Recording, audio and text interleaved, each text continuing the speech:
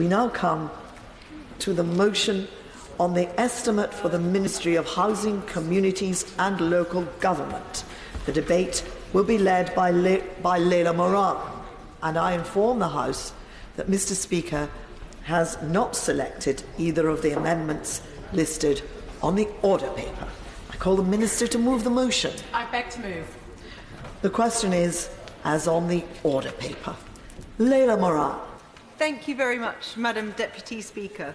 I'd like to start by thanking the Backbench Business Committee for allowing this debate on this incredibly important issues, and I'd also like to thank the members for Hackney South and Shoreditch, Sheffield South East, Birmingham Ladywood and Newton Abbot for supporting the application, as well as all members of the Public Accounts Committee.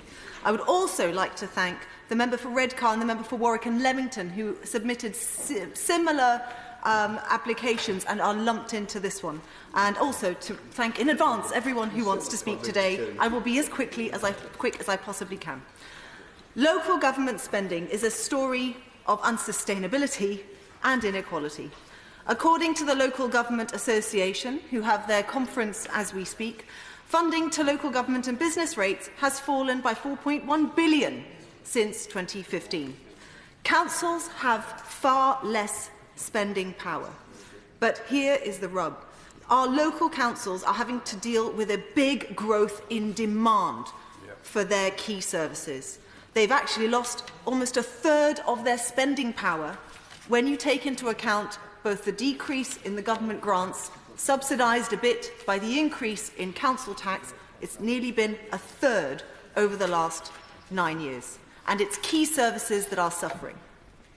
And when I say key services, we all know what that means here. It's the most vulnerable in our communities at its heart.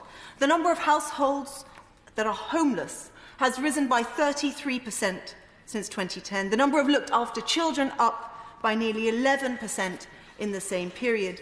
And the number of people in need of care aged 65 and over has increased by 14%. It's great that we are living longer, but actually central government hasn't grasped this issue by the nettle. Combined with higher national insurance contributions, the apprenticeship levy, the national living wage, we have a situation where councils are at breaking point. And given that the major stresses are about children's services and adult social care, I'll focus my remarks on those today. But there are many, many besides, and I'm looking forward to the contributions of others from their local area. I will, of course. I thank the Honourable Lady for giving way, but one of the things that the central government has done, whether you talk about childcare or any other local authority services, they've moved away from a grant system and shifted it onto the business way, and now what you have is some shopkeepers in particular find it very difficult to carry on with business. And the other failure before I sit down is they failed to deliver on social council housing, and that's an indictment against them. I thank the honourable member for his contribution. In fact, the spending on services has decreased by 19.2% in real terms. This isn't sustainable. And in my local area, the Vale of Whitehorse District Council is a good example. We won this council off the Conservatives in the last round of local elections, and now we have sight of what's happened in the finances. I'm sure this isn't unique among anywhere else in the country, but there isn't enough money to fund the basic statutory services that they are expected to deliver, and therefore they are eating into their reserves at an alarming rate. Coupled to that, an outsourcing agreement that was meant to save the council £50 million and in fact has saved none and is projected to cost the taxpayer money, we are in a dire situation in the Vale. But the key point is, I will of course give way.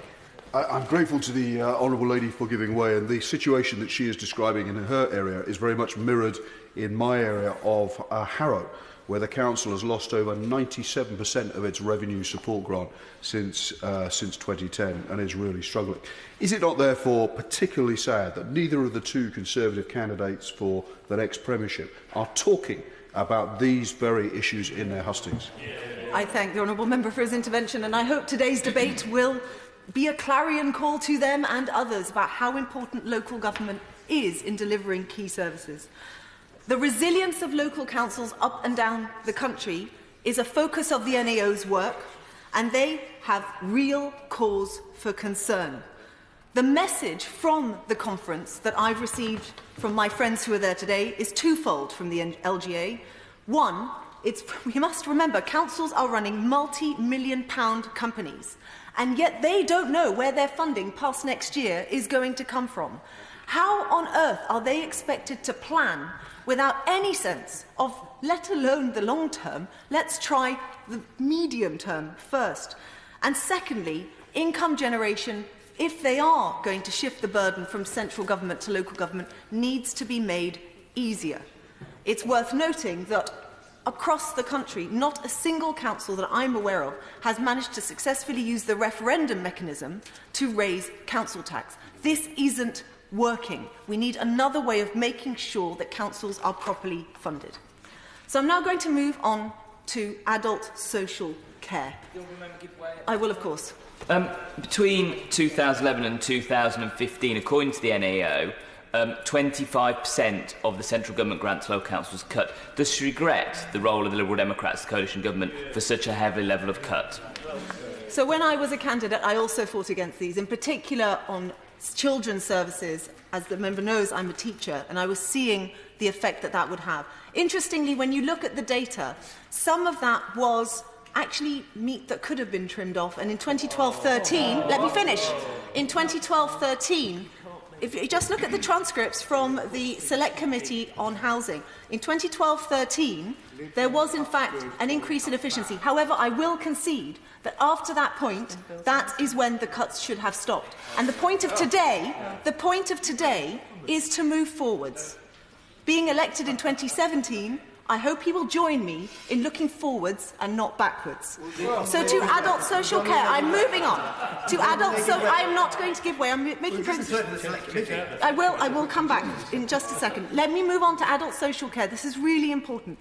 The Chancellor's extra £750 million for social care in 1920 falls drastically short when the funding gap for adult social care is expected to reach £3.6 billion by 2025, according to the LGA. This is a vital government service, and central government responsibility is shared between the two departments. I have many questions for the Minister, but one is, where on earth is the adult social care green paper? This is no longer sustainable. The adult social care sector in England accounted for 1.34 million jobs in 2016-17, and yet it's been 10 years, according to the NAO, that there's been a published national workforce strategy. Furthermore, 43% of those aged 80 or over in England in 2016 needed help with activities for daily living, yet only 20% actually received the help that they need. Demand is increasing, and less is being provided to fewer people. And of course, I happily give way to the Chair of the Select Committee. Sure, you'll be quite so happy when you hear what I've got to say about the matter. But this is, again, a typical Lib Dem, isn't it? Collective memory loss about what happened between 2010 and 2015, washing their hands. We don't want to accept that the biggest cuts in real terms per year in adult social care happened between 2010 and 2015, and she and her colleagues in the Lib Dems bear equal responsibility for that. I thank him for his point. As I say, I'm looking forwards. And actually, on adult social care, what the Liberal Democrats are proposing, I'll be curious to know if Labour are planning the same. We have campaigned for a penny on the pound on income tax to add to the social care budget to sort out the short-term funding issues. But that has to be a short-term solution. The longer-term solution is not this tit-for-tat political toing and froing. It has to be a cross-party effort to find a long-term settlement that will last for decades, not years. I will give way. I'm very grateful for giving way, and I entirely agree with her. The Joint Select Committees, Health and Local Government, issued a report on the future funding of social care, and one of the recommendations was a social care premium, an insurance-based model like the German model. Is that something her party would engage with, cross-party, those benches and these benches? Absolutely agree with that. And, these calls were led by the member for Norfolk North, who has been working cross-party on this issue. We have to come to this point. We have to do this together, or we're not going to do it at all. And I come to now children's services. As a former teacher, an issue very, very close to my heart. Councils are overspending on this too, in total by £872 million in 2017-18. But the Public Accounts Committee has reported that 91% of authorities overspent. These are young, vulnerable children. And something odd is happening, because whilst the numbers of children in population has gone up, increased by 7% since 2010, actually the number of child protection assessments has increased by 77% on average across the country. Worryingly, however, this is really different according to where you are in the country, suggesting that best practice is not being spread. There are parts of Camden, for example, Camden Council has decreased the number of children that they are in looked after care, but other parts of the country have increased by over 90%. What is the government doing to ensure that clearly what some councils are doing right is being spread? Meanwhile, 42% of all local councils are rated as good or outstanding by Ofsted, but that means that 58% aren't. That is atrocious. We need to make sure that councils are being held to account. And my understanding is, Madam Deputy Speaker, that Ofsted are so overstretched themselves that they have now suspended that looking at the ratings of local councils for the moment. Can the Minister clarify, is this true or not? The other area I want to talk about, and this is the final section, is on prevention. I sit on the Public Accounts Committee. What I am interested in, and what my colleagues and I are interested in, is value for money for the taxpayer. And I am deeply concerned that the changes to children's centres and youth services are not delivering value for money. In fact, worse than that, they are failing the young people of our country. The decrease in the number of Sure Start centres in Oxfordshire has meant we cannot reach the same number of families as we did before. Meanwhile, if you look at the annual report from the head of Ofsted, she said that the evidence suggests that cuts to youth and other services are a false economy, simply leading to greater pressures elsewhere. The Minister will know, in 2015, the government axed the Audit Commission. Who's looking after the money? Who's looking after, when you cut something in one department, what effect is it going to have elsewhere? I'm told it's now in the purview of MHCLG, but it's not transparent, and in the Public Accounts Committee reports that we've seen, it wasn't obvious that everyone knows what's going on. So that is a key ask of the Minister. Who's looking after the money? From what we've seen, not enough people are. And the effect that has on things like the schools system. Schools have now become a repository for every other issue that's happened in local government. We see the same with our police. On SEND funding, which I'm sure many have similar issues at home, there just isn't the money to adequately support the children who need EHCP plans. Why are schools being asked, when they are already under funding pressure, to provide the first 6,000 of any plan? Surely it would make more sense that if a child has a need, that need is fulfilled. Similarly, when are we going to see the government address inequalities in the system, like with young carers, who are in statutory legislation require an assessment of what they need, but there is no legislation then it follows through and says that they have to be provided with the needs that they have been assessed for? Who is dealing with those kinds of inequalities? So I will end here, so I give as much time as possible to others. I will, of course. If she'll forgive me, one of the pressures that she hasn't mentioned is homelessness. And whilst we on these benches will not be surprised by the government's lack of additional revenues to tackle homelessness, does she not think it's particularly odd that the party opposite, that claims to be the party of the armed forces, is doing nothing about the scale of rough sleeping amongst veterans? I thank him very much for his intervention. And as I said at the beginning, we have seen a rise in homelessness. It's been a particular focus of mine on the Public Accounts Committee. He might be aware of my campaign to scrap the Vagrancy Act. And what we need to do is to make sure that we are a compassionate nation that is reflected in all parts of policy. I couldn't agree with this point more. So As he rightly points out, there are many things I have not touched on, and I'm sure honourable members will do so. This is just a quick canter around the finances in the estimates. The Public Accounts Committee's reports on local government spending and sustainability, I hope, are bedside reading for all ministers and make recommendations that I sincerely hope they will take very seriously. But specifically in their winding up, please can we have answers to: where is this spending review? How on earth can we expect councils to plan for the medium and long term when they don't even know where next year's money is going to come from? Where is the fairer funding review? This government has moved the burden of taxation from central government to local government, but actually the underlying inequity in the system still exists. And linked to that, 3, where is the business rates review? As was alluded to earlier, local economies are suffering because of a lack of joined-up thinking. And finally, a refrain I'm sure others will continue to call: where is that social care green paper? We need all 4 together before we can achieve genuine value for money in what local councils deliver. Anything else is a false economy. The knock-on effects of Whitehall spending decisions, we see ourselves in our own postbags. The desperation of people who come to their MPs because they feel their local councils have failed them. But half the time it's not local councils that have, Madam Deputy Speaker. It's central government that has. Local government is vital. It's the coalface. It's where real policy meets real people. And I hope today's debate will be a clarion call. Local government may not always be sexy, but it's certainly significant.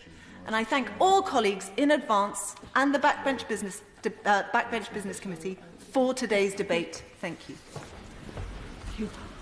Order. There is quite a lot of time for the debate this afternoon, but as the House can see, a great many people wish to speak. I hope that we can manage without a time limit, a formal time limit, because the debate flows better without a formal time limit. We can do so if honourable members are courteous enough to speak for around 8 minutes. Because if members are courteous enough to do that, then everyone will have a fair and equal chance to contribute. If not, we'll have a time limit. Sir Geoffrey Clifton-Brown. Madam Deputy Speaker, I'm grateful to catch your eye in this debate, and I pay tribute to the member of Oxford, West and Abingdon. She is a very valued member of the Public Accounts Committee, which I have the honour to be Deputy Chair of. Clearly from her speech, she is extremely knowledgeable on this, and particularly on education, which she is the Lib Dem spokesman. So I pay tribute to her and other members who have secured this really important debate. And it's the reason, Madam Deputy Speaker, it's so important, is because local authorities are by far the largest devolved form of government in England. They deliver a range of vital services, such as education, planning and social services. The money devoted to local government, and therefore the effectiveness of these services, is vitally important to the people of this country, which is why, for the first time in my 27 years, I wanted to speak on any estimates debate, but particularly this one on AMH-CLG. It is a disaster, Madam Deputy Speaker, for the people covered by a local authority area when it runs out of money and centrally appointed commissioners are brought in to oversee their finances, as we've seen occur in Northamptonshire County Council. And I think we need to look very carefully at the role of the Section 15 officers, who have issued over 114 notices of loss of financial control since 2010-11. But particularly, we need to encourage the government to really be intrusive in their inspection of local audits, because I believe that it is possible to spot where a local authority is beginning to get into trouble far sooner than it would have been with Northamptonshire, and possibly avoid bringing in local commissioners. As the Honourable Member for Oxford West and Abingdon has said, the finances of local government are fairly parlous at the moment, because resources fell by 34% in real terms between 2010-11 to 2017-18. And page 12 of the NAO report, para 12 page 9 of the NAO report says, tellingly, overspending and the use of resources were not fully financially sustainable over the medium term. So I think we need to, and I encourage my colleagues on the front bench to look very carefully at this whole matter. Local governments are now facing funding gaps of 3.1 billion by 2019-20, estimated to rise to a staggering £8 billion by 2024-25, according to the NAO. And local government spending is being stretched significantly as we face a situation where the demand for services way outstretches the available funding. This year, for example, I can tell the House that Gloucestershire County Council has had to raise its council tax in every district to make £21 million saving to deal with the financial pressure. To simply keep up with the county's demand on services, the council taxpayers now need to provide nearly £295 million. Children's social services are a particular worry in the county, as indeed across many education authorities. The number one financial pressure in its 2019-20 budget, Gloucestershire will be spending an additional £16.3 million on the most vulnerable children and young people in the country. In April of this year, Ofsted made a monitoring visit of Gloucestershire's children's social services. It was their sixth monitoring visit since our local authority was judged to be inadequate in March 2017. It is promising to see that progress has been made. However, this was deemed slow, and we cannot continue to be in a situation where we're not providing good enough social services for our most vulnerable children and young people. On the other hand, 42% of children's social services are rating good throughout the country, and we are spending some £8.8 billion on this. But 91% of local authorities have overspent in this area, and we need to understand why that is. Madam Deputy Speaker, I know we had the education debate yesterday, but overall there is more money, a record amount of money in education. But the problem is rising from 41 billion in 2017-18 to 43.5 billion in 2019-20. The problem is with the distribution. And the problem is that my authority, as indeed I suspect some of my colleagues on both sides of the House, are in the F40 group. And it is the distribution that's really critical. When you see an authority like Hackney getting £6,500 per secondary place, and yet some of my schools in Gloucestershire are below the fair funding amount of £4,800, and the schools in Hackney get a considerable amount of... yes, I'll happily give way. Thank you very much for giving way, and I apologise having already taken much time, but as a Vice Chair of the F40 group, would he agree with me? The current calls from the F40 isn't just about distribution, it's also about quantum. And actually the Together for Education event that was had across the way in Westminster just last weekend, or was it the weekend before, called for an extra £2.2 billion per year going into the education budget, because the F40 group itself recognises you can redistribute all you want, but actually the quantum itself also needs to rise. That's what the Honourable Lady says. The problem is it's not only the amount of money that schools get, but it's the amount of costs that central government keep imposing on schools, whether it be pensions or apprenticeship levy or expenditure on buying things. It keeps going up, and therefore the amount of money that these schools actually have to spend is actually being squeezed every year. And so I think the government needs to do two things. It needs to consider, as the Honourable Lady has said, the quantum, but it also needs to consider very carefully when it imposes an additional tax or an additional cost on the school, how that school is being squeezed with its budget. And we want to give our children, I think, the fairest possible start in life. And to me, actually, devoting adequate resources to education is almost the most important thing that a government can possibly do. And therefore, that's why I feel so strongly about this area. I also feel strongly about the children's special needs.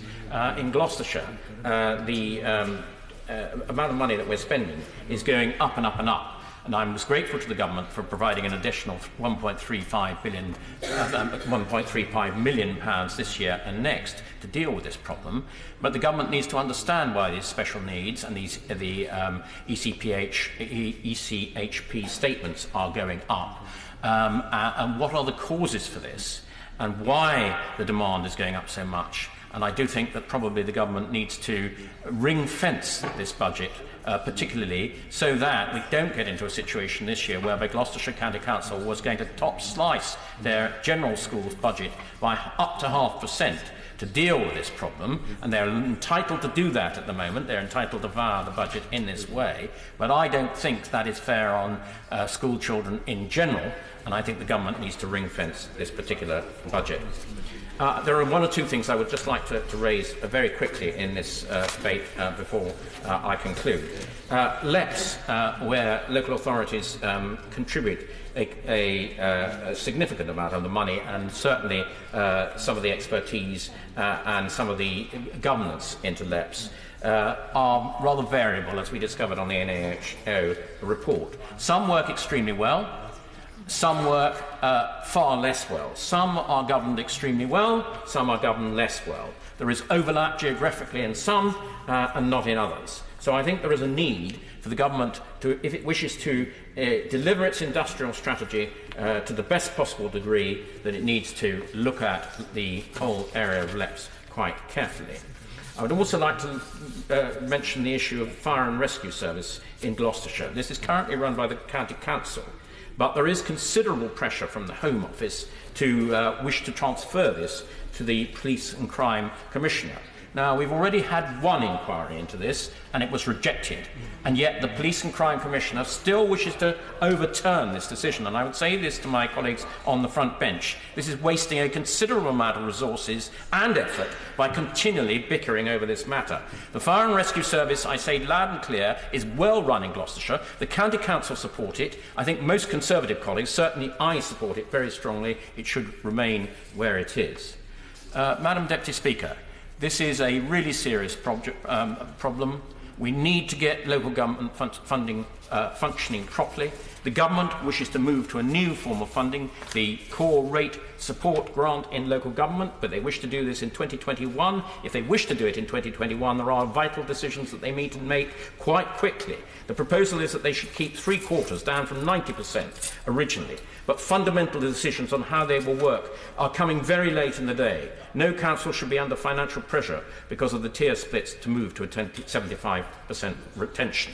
They need to decide what the distribution system should be, because if Westminster Council, for example, gets 75% of its rate support, it will be awash with money, whereas some council in the north, which gets 75% of its rate retention, will be under severe shortage. So the councils need to know, as the Honourable Lady says, the councils, it's only fair that the funding system for councils, both for next year and the years after, are made very clear fairly soon. The other end of that coin is the government have a target for building 300,000 more homes each year. Now, they are only going to be able to do that if they're properly incentivised by the council tax to do that. And again, we need to work out what the council tax system is going to be if, as part of this local government finance reorganisation, again, what the incentives are going to be for individual councils to actually want to expand their council tax base, as the incentive should be for them to expand their business rate base. So I think, again, the government needs to make some decisions on that. They need to tell us whether the new homes bonus will remain and in what form it will remain to give those councils that incentive. Madam Deputy Speaker, this is a huge field. I think I've counted over some of the main areas. Others will do the same. Thank you very much indeed. Can I just remind, I've been told it is an informal 8-minute limit. If we can stick to that, we'll help everybody. Clive Betts. Thank you, Mr Deputy Speaker. Mr Deputy Speaker, so thank the briefings we've had from the library, as usual, from the National Audit Office, and for Lorraine Manley, the Director of Police in Sheffield, has given me some information about the housing situation there as well. The Select Committee has produced a number of reports over the years which cover many of these areas. Indeed, the whole remit of the Ministry of Housing Committee and Local Government is unique in government, I think, in that while the Ministry has limited budgets of its own to deal with certain specific issues, it has an oversight over local government as a whole, and therefore that includes spending from other government departments, and the Ministry is supposed to act as the glue that brings all that together. One of the concerns, Mr Deputy Speaker, and Amos Morse's comments highlight this, when he said that there is no evidence-based efforts in government to reconcile the funding to local needs. That's really quite a dramatic statement to make. In other words, government hasn't got a clue what local government should be spending.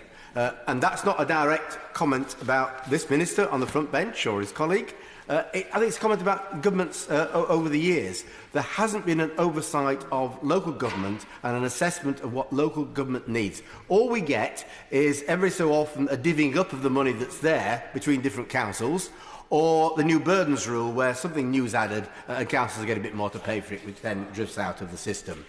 The figures are there, Mr Deputy Speaker, 50% cut in government grants to local councils in the since 2010, the biggest cuts of any service, local government, the biggest cuts of any service, not denied, I think, by ministers, 30% cut in spending power, and we know that as the pressures on social care rise, both adults and children, and the government's response to our children's report is just out today to the Select Committee, where I think it's accepted a lot of the problems that do exist. There'll be more work to do on that. As care has taken a bigger slice of a smaller cake, all those other important services, the parks which we've done a report on, highways and buses, libraries, environmental services, refuse collection, are getting cut even more by between 30 and 60%. A real worry that I have, and I know I've said it before, that what we're having here is a hollowing out of local democracy, and where, in the end, councils can just become the messenger boys and girls doing what the Chancellor and the Secretary of State want on a very narrow range of statutory services. And I think that's a real worry that we all should take account of. And in the end, councils can only do their best. They've done marvellously well in terms of efficiency savings. We're now making real cuts to real services that are affecting real people. And yes, council tax has been put up in many cases, but that's a regressive tax. And on business rates, in the end, local authorities have got virtually no discretion at all anyway. What we have now, Mr Deputy Speaker, is massive uncertainty, because we have the 4-year spending review, maybe, possibly. Nobody's quite sure whether it will happen or not. I don't think the Minister's really sure either. The Chief Secretary of the Treasury seemed to indicate the other day that it wasn't going to happen. But as Lord Gary Porter said the other day at the LJ conference, local government has complete uncertainty. It has no idea what's going to happen from next year. No idea at all. Are we going to have a spending review 4 years? Are we going to have one for 1 year? Because the 4-year one's going to be postponed. If we have a 1-year one, then we can't do the fair funding review because there isn't enough time to allow that to work through. What is actually happening? What's happening with the 75% business rate retention? Can that all be done at the same time anyway as all the other changes? Is that too much for local authorities to absorb? Particularly when I think the Minister accepted at the Select Committee evidence session the other day that the business rate retention scheme is probably just about the most complicated part of a very complicated system. And I think that is the situation. So can this all be brought in together and make sense of? And then, of course, I haven't mentioned the Shared Prosperity Fund, which is somewhere out there being considered at some point. All these things give massive uncertainty to councillors and councillors providing important services for the people that matter at the end of the day.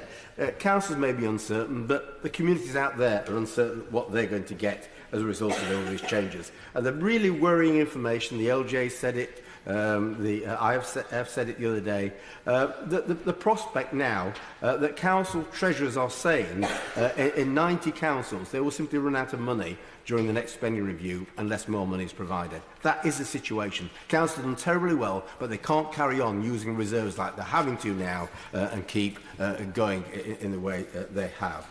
If I could, Mr Deputy Speaker, just go on to the issue of housing for a minute, because that's the other part of the money the Department has directly and spends on services. I think everyone wants to see us build 300,000 new homes in this country. It's an ambitious target, but I think we all want to see it happen. My personal view is that you can't deliver that with probably without around half those houses being provided by the public sector, by councils and housing associations. We've never done it historically. The private sector has never consistently got above 150,000 homes in history. If we're going to do that, then it isn't enough to say that we've listed the HRA cap and councils can go on and build. I hope they can, but it's the information I got from Lorraine Manley, the Director of Place in Sheffield. She just spelt out the situation there. And we've got a really ambitious council, Councillor Paul Wood, the new cabinet member, Councillor Sophie Wilson, who's the advisor, who's down today for the 100-year council housing celebrations. Both want to build council houses. The problem is that it's not just the borrowing, it's the revenue to support the borrowing that matters as well. That is the problem. And if you look where the revenue comes from, it comes from rents. And one of the most damaging things the government did is to actually restrict rent increases on local authority and housing association homes in the last spending review. Sheffield Council's estimate is that it took, and it's a startling figure, around £800 million out of their long-term business plan, money that would have gone into supporting new house building and important maintenance of existing homes. That's a staggering figure. And even though the rent increases in the next round are going to be CPI plus 1%, that isn't sufficient to build back the loss of money that's already occurred. And I think the government is going to have to consider at some point greater freedom for councils and the housing associations to raise rents to fund new building in the future. And there is a problem as well that apparently to build a new home, about 70% of the cost will come from rents in the housing stock. The rest will come from either grants from Homes England or from receipts. But apparently you can't use receipts and grants on the same home. Now, I think that's something else that government may want to have a look at. And again, address the issue of right to buy receipts and why more of those can't go to councils to actually support house building in the future. So I think there are big issues there, and the Select Committee is going to come back now to do an inquiry very shortly into social house building and how we can ensure that the homes that are needed are actually built. I think that's going to be a very interesting inquiry. Finally, Mr. Speaker, I'll just mention the other big issue around it. We've got to mention today, and that's the issue of cladding of buildings, not just high-rise building, but high-risk building.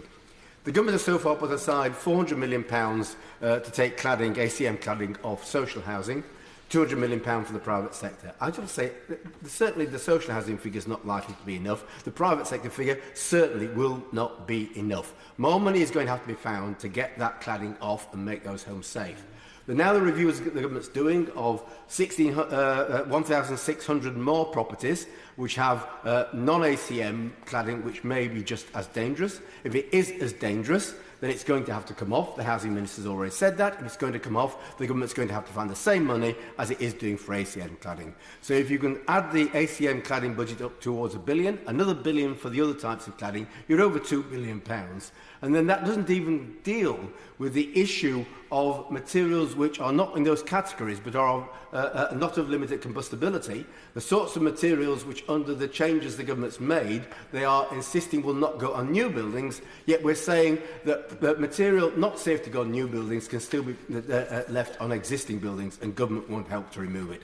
I just think there's a very, very big additional bill coming down the road on that, and the estimates we see them in 1 or 2 years' time for the department may well be very different indeed.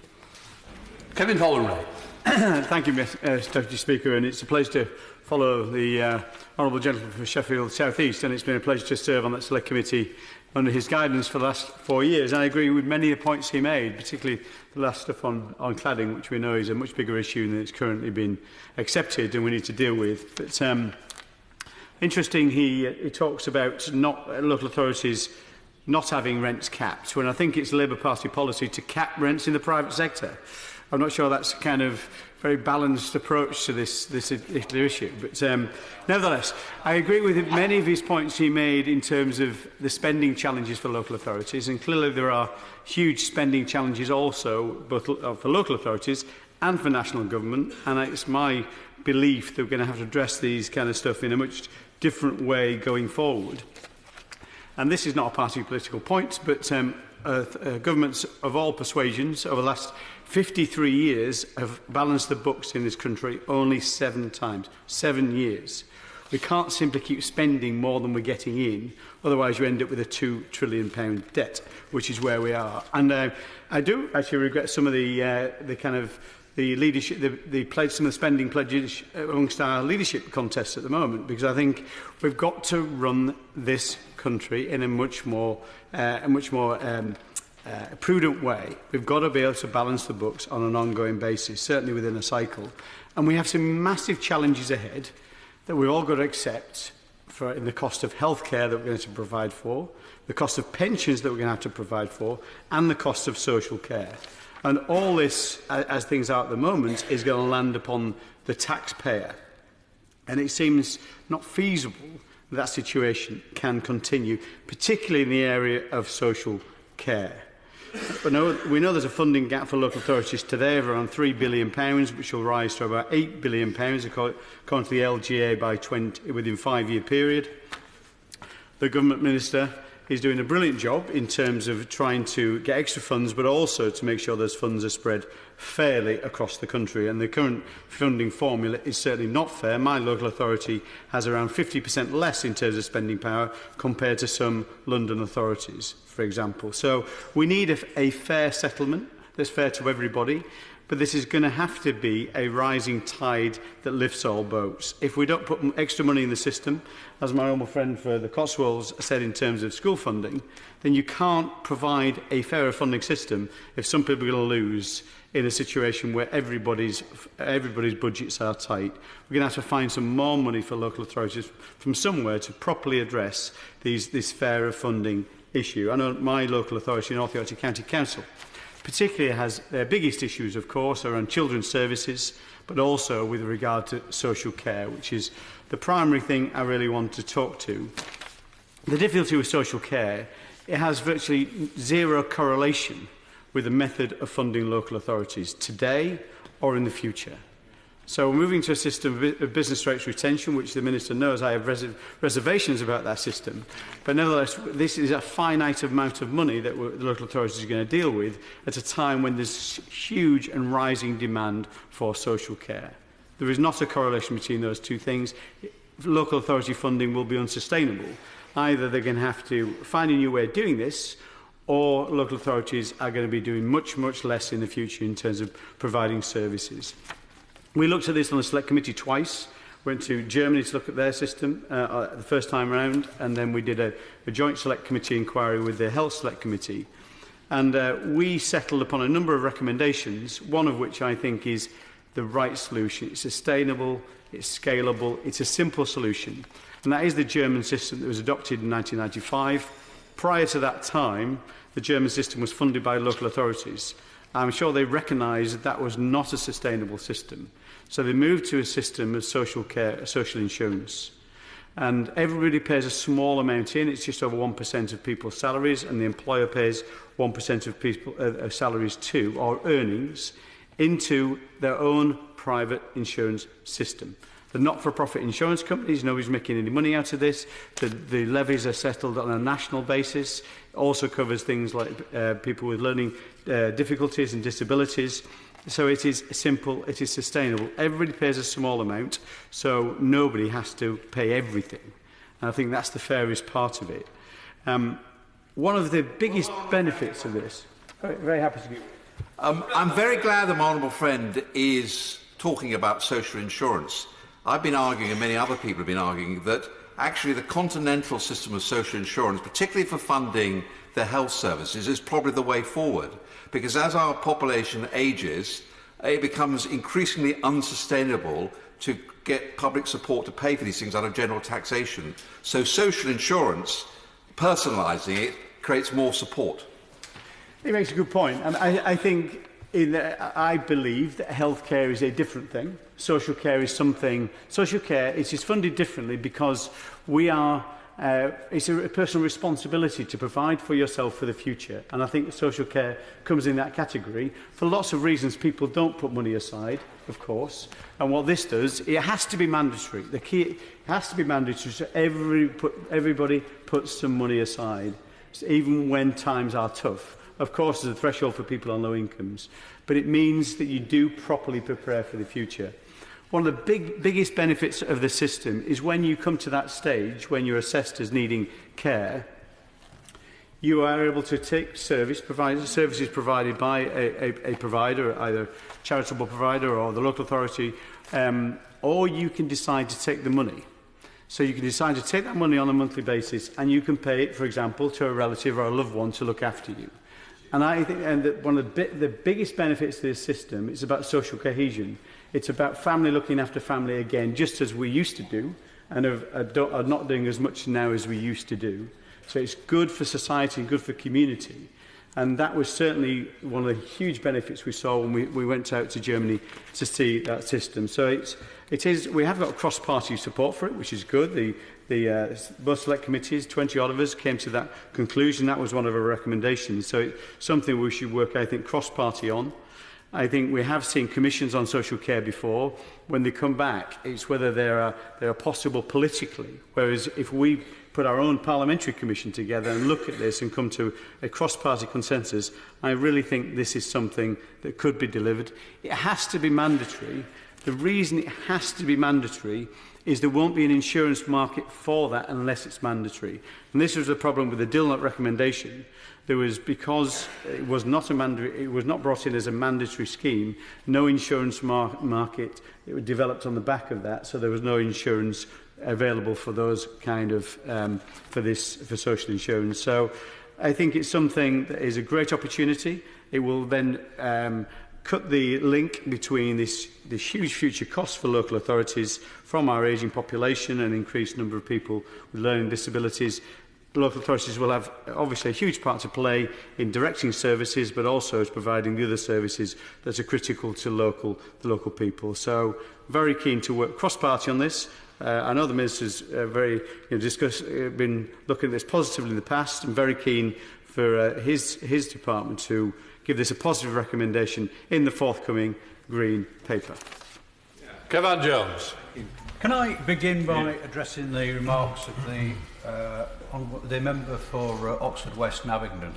I'm sorry, her party were not, the Liberal Democrats, an innocent bystander in austerity. They were active participants. And I would just say to her this, that if she says she wants to look to the future, fine.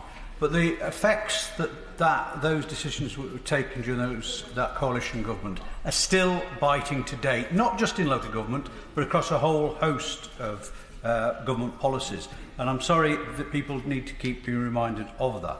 Mr Deputy Speaker, the National Audit Office and the Centre for Cities have produced very robust reports on the effects of the cuts by the coalition government and this government in local government funding.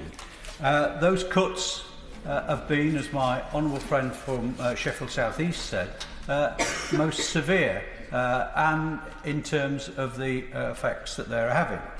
They've also not been very fair, Mr Deputy Speaker. The effects of the most deprived areas in the north, for example, have been those that have borne the biggest share of the cuts. While if you look at areas such as Surrey and Wokingham, those areas in some areas have had no cuts or very little effects at all in terms of the cuts that were implemented both by the coalition government but also by the present government as well. Now, Durham County Council has faced massive cuts. It's actually had its budget cut since 2010-11 by £242 million. Now, it's also been put at a disadvantage because, as my honourable friend alluded to earlier on from Sheffield South East, is the movement this government has been doing is moving from central government funding for local authorities to local raised taxation.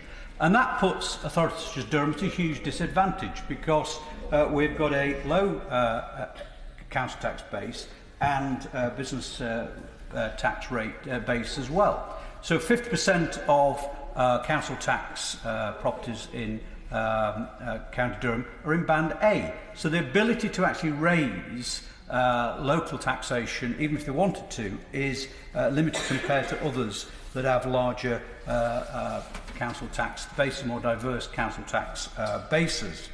Now, in addition, if that wasn't bad enough, in addition to what's coming down the road with the fairer funding formula, County Durham is going to have to find another £39 million worth of cuts over the next 4 years.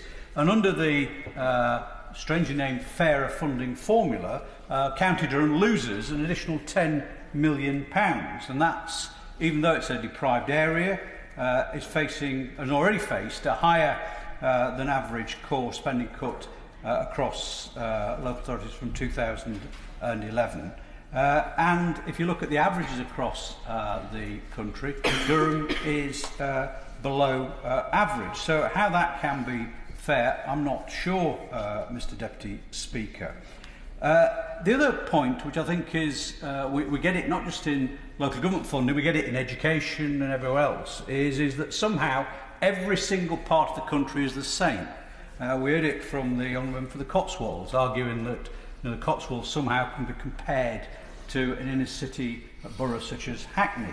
It is quite clear deprived areas such as County Durham have a huge call on its resources, not only for adult social care, but also in terms of children care, the two great drivers. If you look, for example, at looked after children in 2018 in County Durham, there are 1,157. Compare that to Wokingham, which has not had the savage cuts which County Durham has faced. They were looking after 141 children. So you're not comparing like with likes. And these are not services that councils can pick and choose whether they actually do. They have to do it by statutory provision, and I've got to say they do it very well. But it creates huge demands on the council budget, which are not reflected anywhere in terms of the support they get from central government. So that cut in core spending has been dramatic in County Durham. So if you look at the average core spending per dwelling, spending power per dwelling produced by the government, it's £1,908. In Durham, it's 1,727. If you look at Surrey, for example, I would argue a little bit more affluent than County Durham, it's £2,004. And if we had a system whereby even we were brought up to the England average, it would mean that County Durham would get an additional £44 million. So it's not only about the way in which the savage effects of austerity has affected local government in this country, it's been the pork barrel way in which this government has actually then distributed the money which it actually has, clearly favouring areas which that are supportive of the Conservative Party and its coalition partners in the past, and punishing northern councils. In addition to the effects of the cuts that have been taking place already, I held a Westminster Hall debate a few weeks ago about the public health funding formula. Again, how can it be right, Mr Deputy Speaker, that you've got a situation where County Durham is going to lose £19 million a year, 35% of its budget, while as Surrey County Council is going to increase its public health budget by £14 million a year. Now these are clearly designed, as I say, to support those areas, and the Honourable Member's chuntering in a separate position, but the facts are there. They're there in black and white, and it's been a deliberate policy, as I say, by this government since 2000. He's got tired and gone off for a sleep. It's clearly a situation whereby we need, as my honourable friend from Sheffield South East said, a look at local government in terms of not only fair funding, but actually asking that question about what is it we need local government to do. Because I feel like him that we're going to end up in a situation where some councils clearly are going to go bankrupt, some already have, but others are going to struggle on delivering services and being blamed often by the government for not delivering services when they are limited in their abilities to be able to raise even council tax locally. Now, I remember when I first was elected to local government in the 1980s, is the Conservative Party was a proud party of local government. There were people who were actively supporting local government, cared about it, thought it was an important part, as my honourable friend from Sheffield referred to it on, as part of the glue of not only democracy but also of how we provide those communities in this country. Alas, Mr Deputy Speaker, that seems a distant past, and as we referred to earlier on, clearly it's not going to be a clear priority for whoever wins the Conservative Party leadership contest. So just finally, can I just say this, Mr Deputy Speaker. This can't go on. This is going to end up situations whereby not only the people that we elected here to serve are going to suffer, but also we're going to get a situation whereby many councils throughout the country are going to become unsustainable. Thank you, Mr Deputy Speaker. It's a pleasure to follow the Honourable Member for North Durham, who I normally agree with on so many things, but if I may say so, Mr Deputy Speaker, as he touched on the point of the Conservative Party leadership contest, at this very moment there is a hustings taking place at the LGA conference for Conservative councillors, who of course are at the forefront of public service, at the forefront of our local communities, and are very proud Conservatives in the role that they play in local government. Now, Mr Deputy Speaker, I think I'd better declare an interest. I am also married to a Conservative councillor, so I'm just going to double down and restate that point as well. But I think all members in this House would agree that local government stands at the forefront of the delivery of so many services across our country, and so many of our constituents, of course, depend upon those services.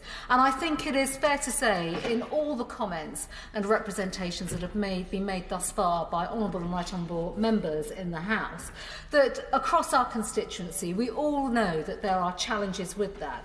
But of course it is appropriate that we debate local government and estimates for MHCLG on the day that the Local Government Association is holding its conference in Bournemouth, because councils are responsible for the delivery of so many of those vital, important services in our communities. And if I may, Mr Deputy Speaker, there are a number of services that I specifically want to touch on in terms of the challenges of growing demand, which include housing, adult social care, and supporting children with special needs.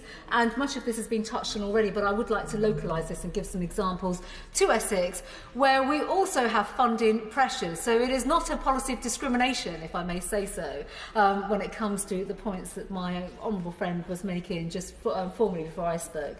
And despite facing a tight squeeze on the funds they received from central government, a squeeze that started before 2010, local authorities have worked hard, and I think we should pay tribute to all councils, whatever their composition is. They've all worked hard to balance their books, and we know that efficiencies have been made. We know that they are innovating when it comes to services. We know services have become shared, procurement strategies have changed, and some services have been reduced or changed. But of course, with rising demand, that has put councils at a tipping point where they are now seeing a need increases in resources from central government, certainly with medium-term settlements, and more flexibility over the powers they have and the way in which they, of course, can generate income. Now, Mr Deputy Speaker, in the amazing and incredible county of Essex, Essex County Council has delivered £311 million of savings over the last 4 years. That is a significant sum. And it's working to make a further £176 million by 2021-22.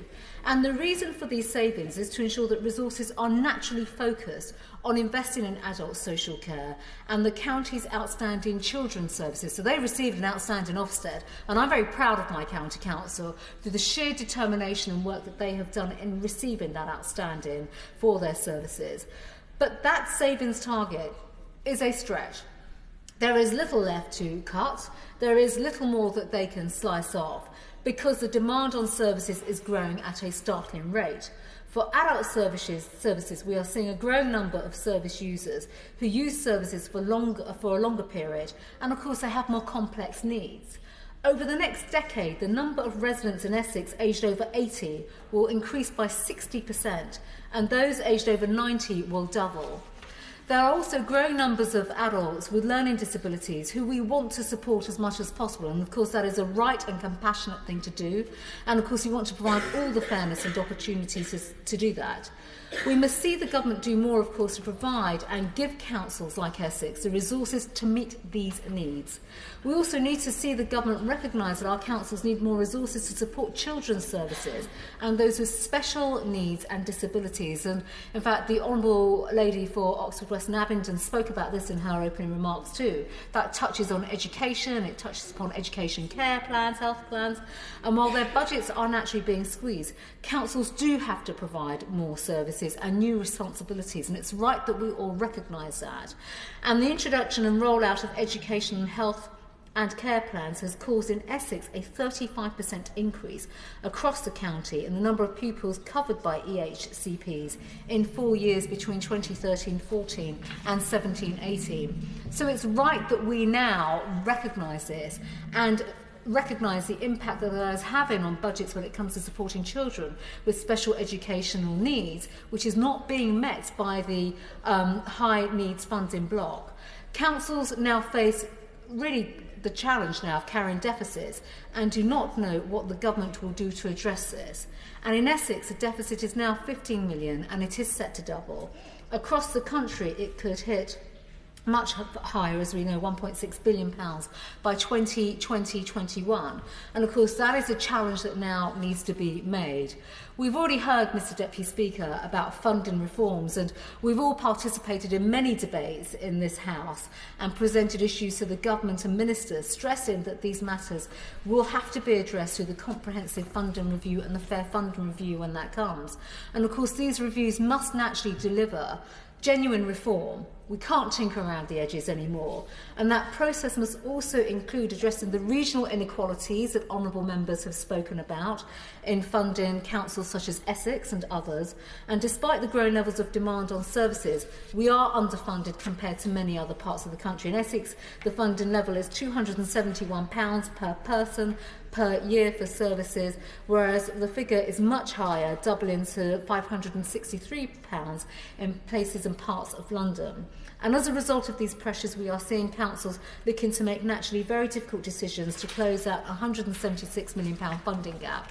And at the moment, the council is now consulting on proposals to change, for example, very controversially, library services, which could lead to 7 out of 8 libraries in my own constituency of Witham closing if community management proposals do not come forward. And that is not the sole answer as well, I may say so, when it comes to addressing library services. The total budget for libraries is around £13 million. And while there may be some merit in looking at ways in which you can bring more community management and involvement into our libraries to modernise services, the potential impact on our communities is significant, and I don't think anybody in this House can dispute that, especially when we're considering that reductions in the library's budget will barely make a dent on the £176 million savings target. So I've met residents, which nobody will be surprised to hear about, residents across my constituency who are passionately campaigning to save our libraries, including in Wickham Bishops, in Kelvedon, in Coggleshall. They want to see this vital service and facility remained open. So, of course, I hope the government will reflect in the long term in terms of what they can do to continue to safeguard such vital community lifelines that so many of us feel so strongly about. Mr Deputy Speaker, I also want to touch on planning and development, which is highly controversial in many parts of the country, but of course from an Essex perspective they are incredibly controversial too. We want to see communities, not housing estates, being built. And in Essex, and in my part of Essex in particular, we all know that getting new homes built is absolutely the right thing to do. It provides family with more security, financial security, and we know, of course, the challenges that are being put on housing in terms of 5-year land supply, but also local authorities. My communities are open-minded about development, but they are frustrated.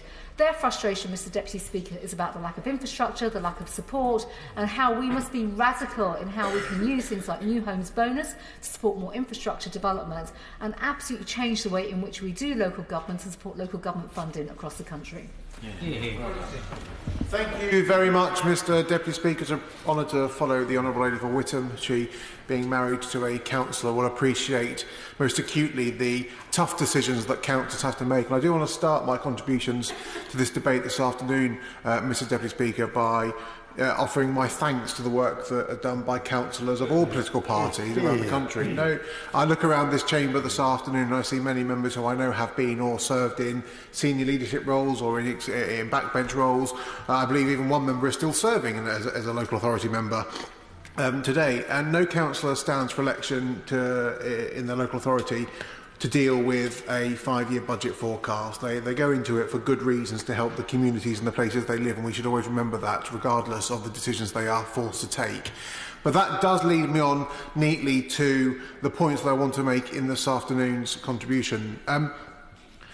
When the Honourable Lady for Oxford East and Abingdon made her speech, she started off by talking about the overall global figures that are affecting local government finances. And I think the contributions that we've heard from across the chamber this evening shows that every member everywhere has a series of problems that they can attribute to the way in which their local authorities are either run or funded. And I agree very much with the comments from the Honourable Gentleman from Thurscombe Moulton that when this is fixed, it has to be that a rising tide will lift all boats. And sadly, there will be some authorities where the rising tide will simply drown them because they cannot either keep pace or because they are so already enmeshed in problems that no amount of additional funding will actually solve their issues. But what we need to think about, and I offer this as a radical idea, which I hope government will consider, is moving away from the idea that we fund councils, we fund the police service, we fund the clinical commissioning groups, and start to look at place-based funding, place-based approach to money going into a community. Because one of the things that we do on the Public Accounts Committee very well is we follow the taxpayer pound, and we have noticed continually that consequential impacts of a decision by a clinical commissioning group will drive up the costs of a service in the local authority. The decision by a police commissioner to close a police station, as is happening in Stoke-on-Trent, pushes up antisocial behaviour, which then they say, well, that's the council's responsibility. Littering in one place because of a recycling service actually becomes detritus, becomes bricks left on streets, becomes a vandalism. And there are so many things that happen not because of local authority funding, but because of the way in which we fund our entire public service, that if the government, and I would hope our front bench, and I can see he's listening, would seriously consider the way we do place-based funding, we could actually eradicate some of these problems without necessarily needing to throw lots of money at the situation. And that is, I know, not something that will be easy, but if we are serious about a sustainable long-term public sector, then it is something we are going to have to be honest about. And the same goes for our social care funding arrangement. The NAO report that we have shows that 80% of social care budgets are overspent. I'm pretty sure if the ministers at the dispatch box were to design today a system for funding adult social care, they would not say, let's take the value of a property from the 1970s and its total value across an entire geographical area determined by a review in the 1970s and say that incremental increases on a 2% every year is the best way to fund adult social care. It's the way we do it, but it's not the way that I think we were designed. If we are being genuinely serious about tackling some of the funding issues that we know exist in local government, we are going to have to look at the way in which we fund these things long term and not simply tinker at the edges, hoping to massage the figures so that marginal constituencies in one part of the country are better off at expense of safer constituencies for opposition parties elsewhere, which is what we talk about in fair funding formulas, if we're being brutally honest about it. Happy to. Yeah, I think you bring in a really interesting point about total place and where we should approach things. And we had some evidence on that in our recent Select Committee inquiry into local government funding. Would you accept, though, that to hold that all together, you do need some local accountability? So we ought to be looking at how we devolve some of those powers to local government, and with it, a better system of funding as well at the same time, as he's raising that point quite rightly. Yeah. I thank the Honourable Gentleman for his point and for very presciently going on to my next point, which was about how devolution settlements work and the myriad of different settlements that we have across England predominantly, with either city deals, with LEP arrangements, with mayoral combined authorities, actually does mean there are lots of ways we can look at and find best practice and share. There are examples of where mayoral authorities are dealing with their housing crisis in clever ways, which are not something that traditional two-tier local authority areas have either the capacity in their staff base to do, candidly, or necessarily the demand in their local areas to do so. And I do think that if we are going to have that accountability structure, there does need to be a greater role, if I may, for whatever that department might be called. The Department of the Ministry of Housing, Community and Local Government, at a recent Select Committee appearance in front of the Public Accounts Committee, was asked a very simple question, which was, you say local authority funding is sustainable. What is the matrix by which that you make that assessment? And the civil servants in front of us were very good at answering some of those questions, but they were unable to give us an exact demonstration of how they make that decision. And the NAO disagreed with them on a fact-based, evidence-based assessment. And yet, when that question was put by numerous members of the committee, some more vociferously than others, they were unable to give us a clear scheme of how they make those sorts of determinations. I think if we are going to be serious about the way in which local government is funded, yes, there has to be strong overview and oversight by departments, but the other side of that is we need to trust local government. We've got to a point now where local government all too often is given a series of new responsibilities. And I was a councillor. I know that actually local authorities welcome new responsibilities because it allows them to flex their muscles, to do things in an imaginative and ingenuitive way.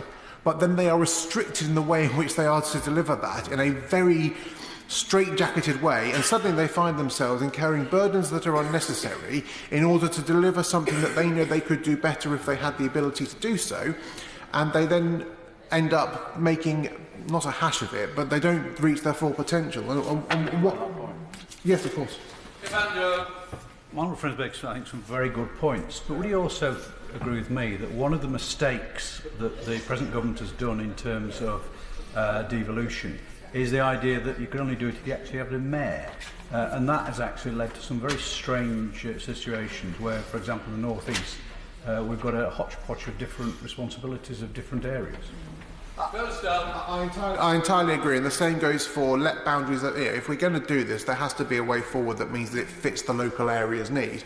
My final point, Mr Deputy Speaker, is there is, according to the NEO, £6 billion currently tied up between Section 106 agreements and SIL. That is a huge amount of money. However, the SIL aspect of that cannot be spent on building new affordable housing because it is for low-level infrastructure.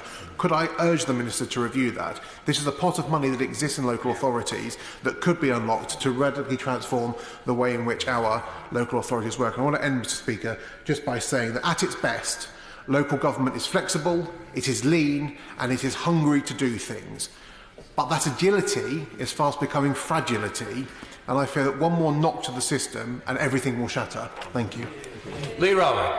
Thank you, Mr Deputy Speaker, and thank you for the opportunity to be able to speak in this debate. It's a pleasure to follow the honourable member from Stoke-on-Trent North Central and my fellow Public Accounts Committee member, and we debate many of these things on a regular basis. And I congratulate the honourable member for Oxford West and Abingdon, who's also a Public Accounts member, for having been able to organise and ensure this debate occurred.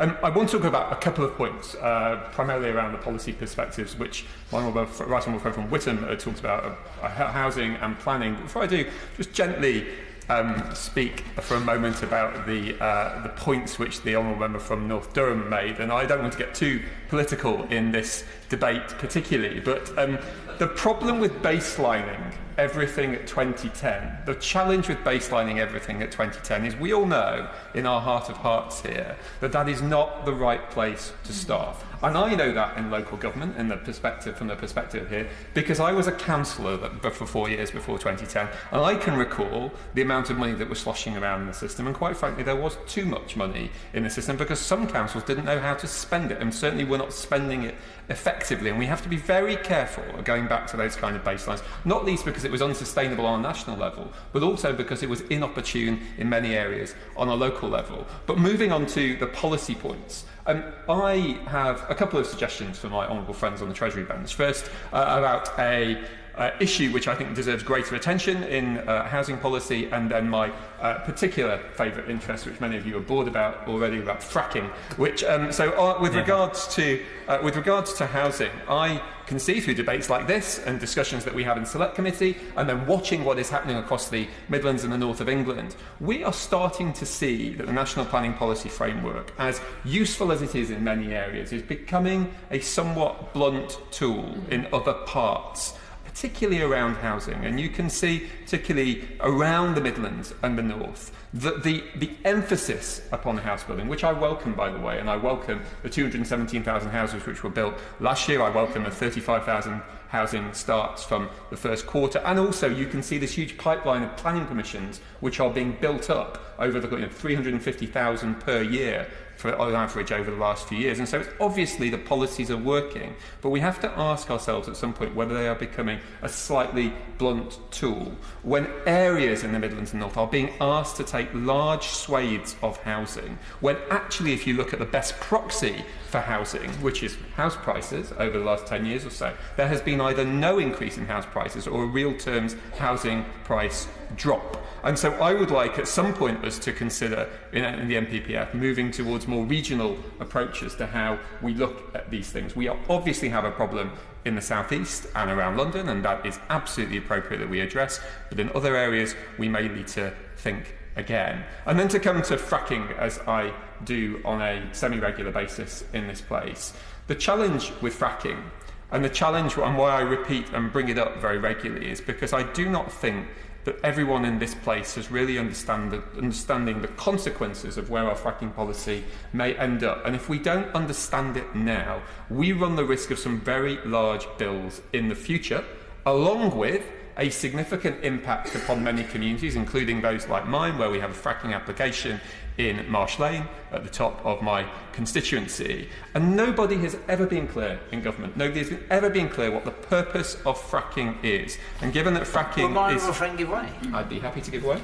I thank my honourable friend for giving way. I think one of the problems that I have considered when thinking about fracking is that if you do it at scale, then the impact on the environment and the countryside and so on is going to be huge. And if you don't do it at scale, then surely the benefit of it is so relatively small as to make it not worth pursuing.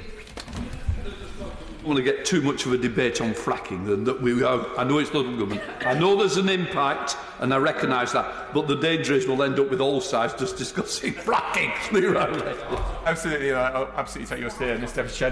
The key point that I was coming to, without getting too generic about it, is that the consultation which the CLG have run last year with regards to loosening the planning rules around permitted development and the National Significant Infrastructure Project, which we haven't yet had an outcome on, I would be very keen to see that outcome, because whilst we can talk about fracking and my concerns about it on a much wider level in another place and another time, I really do hope that we can suggest and we can determine that that will not go ahead, because I think in communities like mine it would not be wanted. I will give way and then I will make a progress. Deputy Speaker, but this is a very relevant issue. Fracking, of course, is part of local planning policy and which are local communities. Can I invite both the honourable members, my honourable friends? They can say, I do still make the decisions. And order, sit down. What I'm saying is, I don't want us to generate into a pure debate about fracking. Of course, in passing, and of course I recognise the planning implications, but what I'm also not going to get into is a full-blown debate on that. And I'll still take those decisions. Intervention by, I think. Okay, I'm certainly not going to debate the matter with you, Mr. Deputy Speaker. You're obviously in the right. And, but I would just like to invite my honourable friends to the constituency, because I do not believe fracking will industrialise the countryside. 90% of my constituency is covered by pedal licences, and this is perfectly compatible with current gas exploration in my constituency. Please come and see it. I thank my honourable friend for his intervention, and I will move... this personal grief that one's having, that's what we're in danger of, Layla.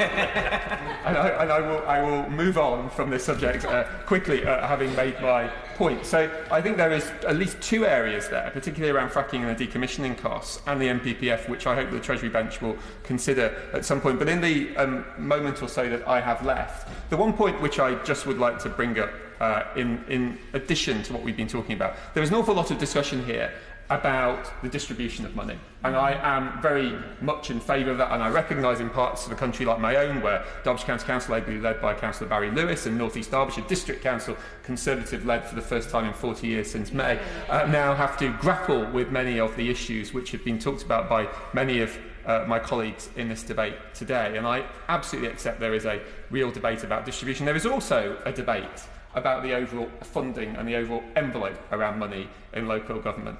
But I would just say, as a member of Public Accounts, and there are many esteemed colleagues here who have or have previously served on Public Accounts who is in this place at the moment, Public Accounts sits and is charged with looking at value for money in the public sector. And it is perfectly clear that we see on a very regular basis millions and in some cases billions of pounds which are not spent effectively or efficiently or with the correct output. And if we lose that from the debate and discussion in places like this and in discussions like this, we lose a key part of what we should be doing as members of Parliament, which is not just discussing how much we spend, but is about what we spend and where we spend it and what outcomes they are. And at least in 2017, if not before, that actual focus on outcomes has been lost by the political debate and the political discourse, and I hope it returns not just in this debate, but in wider British politics as a whole. Here, here. Rachel Maskell. Thank you, Mr Deputy Speaker, and it's a pleasure to speak in the debate this afternoon. And I want to focus my remarks on housing. However, before I reach that point, there are a number of points I want to also raise, and starting with the point of financing of local government as a whole, which my honourable friend, the member for Stoke-on-Trent Central, mentioned so well. We need to have a serious look now at the way that we are funding local authorities and the way that we're placing demands on them. We know that the business rate system in itself is broken. We know that it's actually harming business and not helping businesses, and therefore we're not getting the economic growth we need locally in order to see that thrive. And of course, when we're seeing more and more online businesses, we know that that is having serious consequences as well. So we need to review the business rates and the council tax system in order to have a much fairer system of funding local authority. But we also then need to determine what local authorities are there to do. And I think I've seen in my short time in this place more and more determinations being made at Westminster, but then taking the power away and not giving the resources to local authorities. So in effect, we are seeing a risk shift onto local authorities, but in effect not giving them the resources in order to address the need. And that cannot be the right way forward. So I think that review that is so needed ahead of the comprehensive spending review, because how can we have a spending review if we don't know what we're spending on and how we're going to fund it? So time is short, and I say to the Minister that we need to get on with this,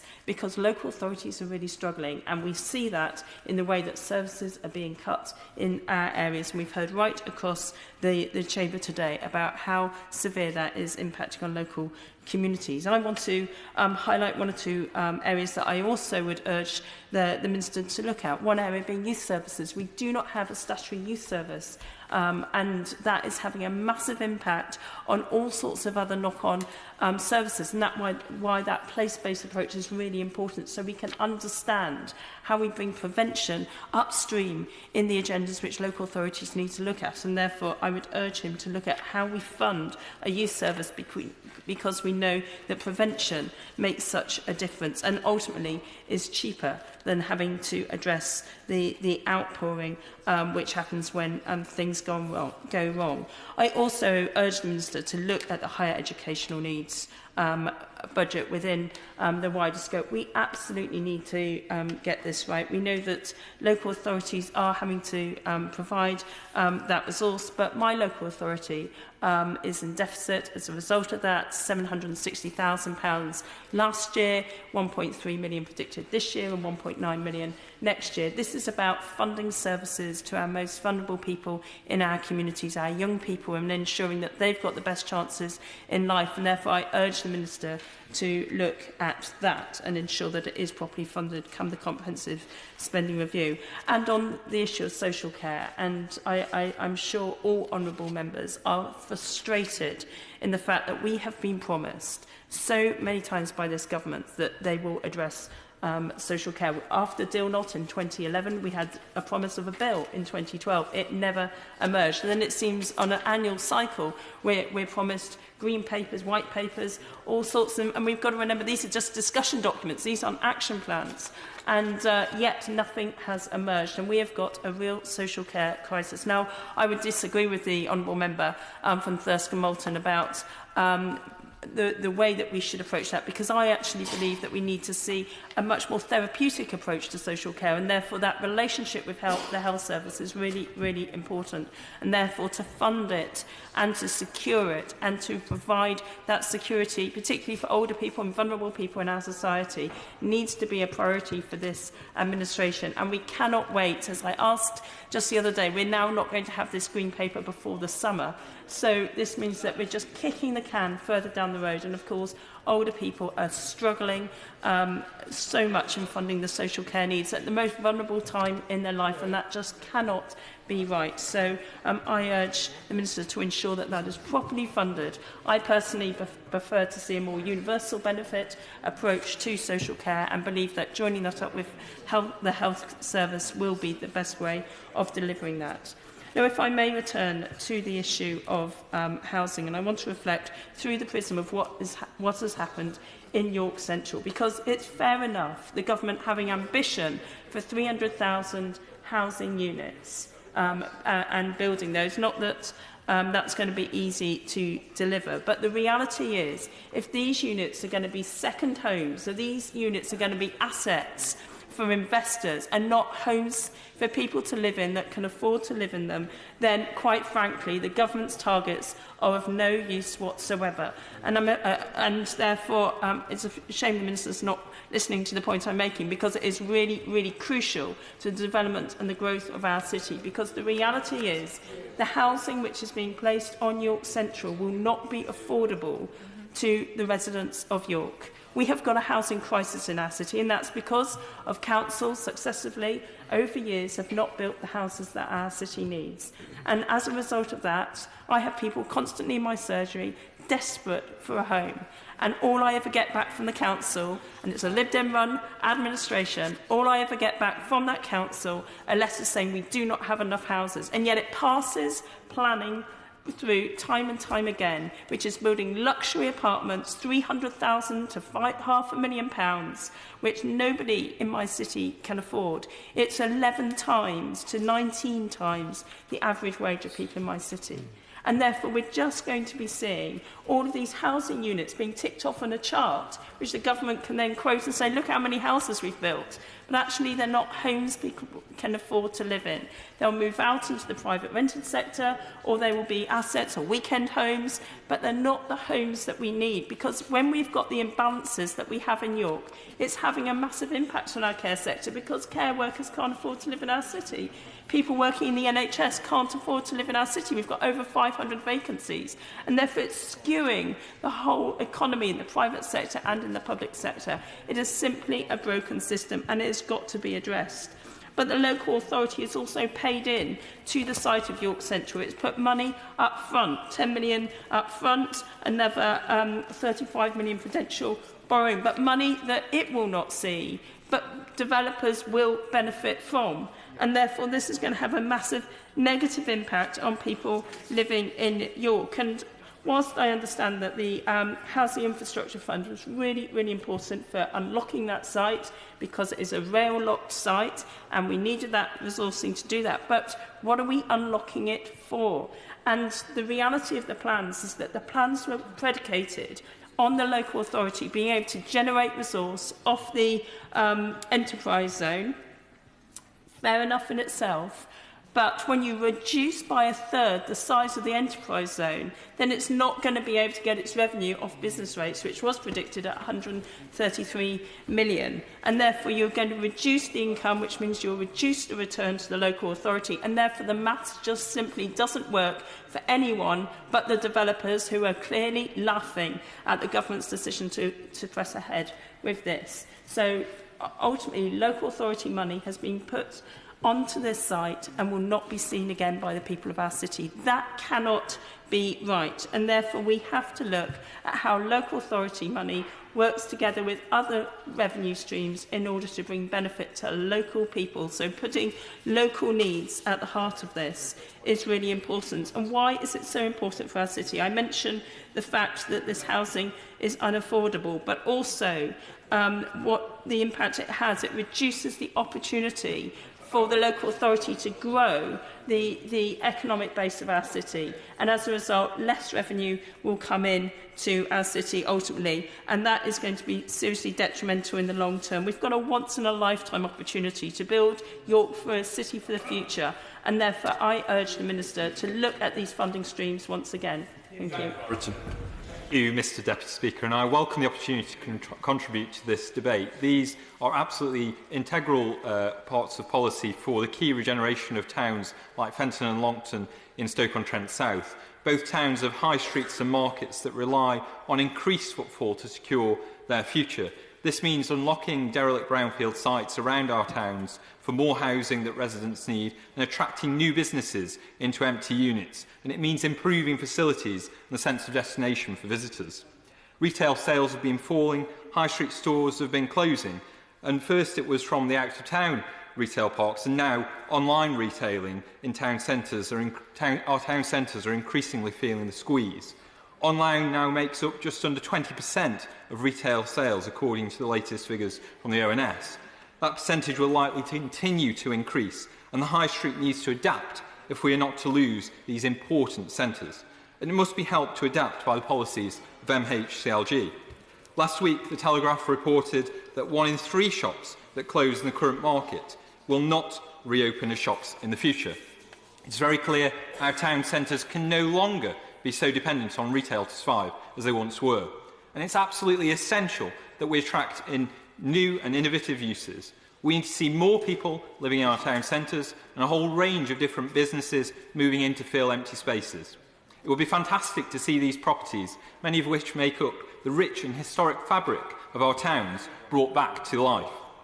There is a high demand for small and medium-sized business units, and there is no reason why these properties could not be converted, especially for new start-up businesses and footloose digital businesses. But we must incentivise property owners to convert these premises over to alternative uses and remove barriers and restrictions that currently exist. Our use-based planning system needs to be aware of these trends and be flexible in response, not getting too bogged down in restrictive use categories that threaten the future of our high streets. Why shouldn't we relax class uses on all empty town centre properties? The perfect plan cannot be the enemy of the demanded good. That also includes flexibility for temporary and pop-up ventures. We also must see the investment that is so vital for the future of our town centres. In a property market like Stoke-on-Trent, with many Victorian town centre properties that are in a poor state of repair, owners may find themselves investing more in converting and renovating than the property is actually worth. This is where it is essential that our bid for the Future High Streets Fund for Longton is successful. Prior to the announcement of this fund, I lobbied ministers and Her Majesty's Treasury to create just such a fund directed at our town centres. Our bid for Longton must receive some of this funding, and I would urge ministers to throw their weight behind it. Without Future High Streets funding, many properties in the town centre are likely to continue to remain derelict, and the town centre continue to decline. It is also extremely important that we see the stronger towns funding directed to towns like Longton and Fenton across my constituency. Parts of the country and communities that have previously felt left behind, but have a huge potential to blossom with the right support. These towns must be given the chance to thrive once again and be the beating hearts they once were. Perhaps no longer the bastions of retail they once were, but with so many other exciting possibilities. This might mean more pop-up art installations or performances, fringe festivals, or have-a-go activity weekends. For example, this weekend, the iconic Gladstone Pottery Museum in my constituency hosts the 9th annual Longton Beer Festival, which is certainly an event I look forward to participating in. Longton used to have sufficiently robust visitor economy to support 3 hotels in the town centre. Unfortunately, this is no longer the case. But so much is still unique and different about our town centres, which, if lost, would leave our communities much the worse off and damaged. That is why the Heritage Action Zone for Longton is so important in preserving what is historically unique and making best use for the future. Increasing the footfall in our town centres and recharging our tourism economy is a key aim of the Heritage Action Zone that Stoke-on-Trent City Council is taking forward with Historic England. The council is refurbishing the Old Town Hall as a local service centre, and the fantastic Victorian Market Hall is also receiving investment, including new public toilet facilities. We also see private investment coming into Longton, with a number of new retailers setting up recently, and the Exchange shopping precinct investing in refurbishing the main retail complex. This will help bring much-needed increased footfall into the town centre and must continue to build on these successes. In Fenton also, the Old Town Hall is being brought back into use thanks to the owner, Justin Meath Baker, with a whole range of new businesses now moving in, and the local centre also due to relocate there soon. In addition, planning permission has recently been granted for £17 million of mixed community housing development right in the centre of the town, alongside an £8 million new build scheme already under construction for sheltered housing. Like many cities, Stoke-on-Trent is attractive to people who increasingly value town centre urban living. We do, of course, have 6 historic market towns to choose from.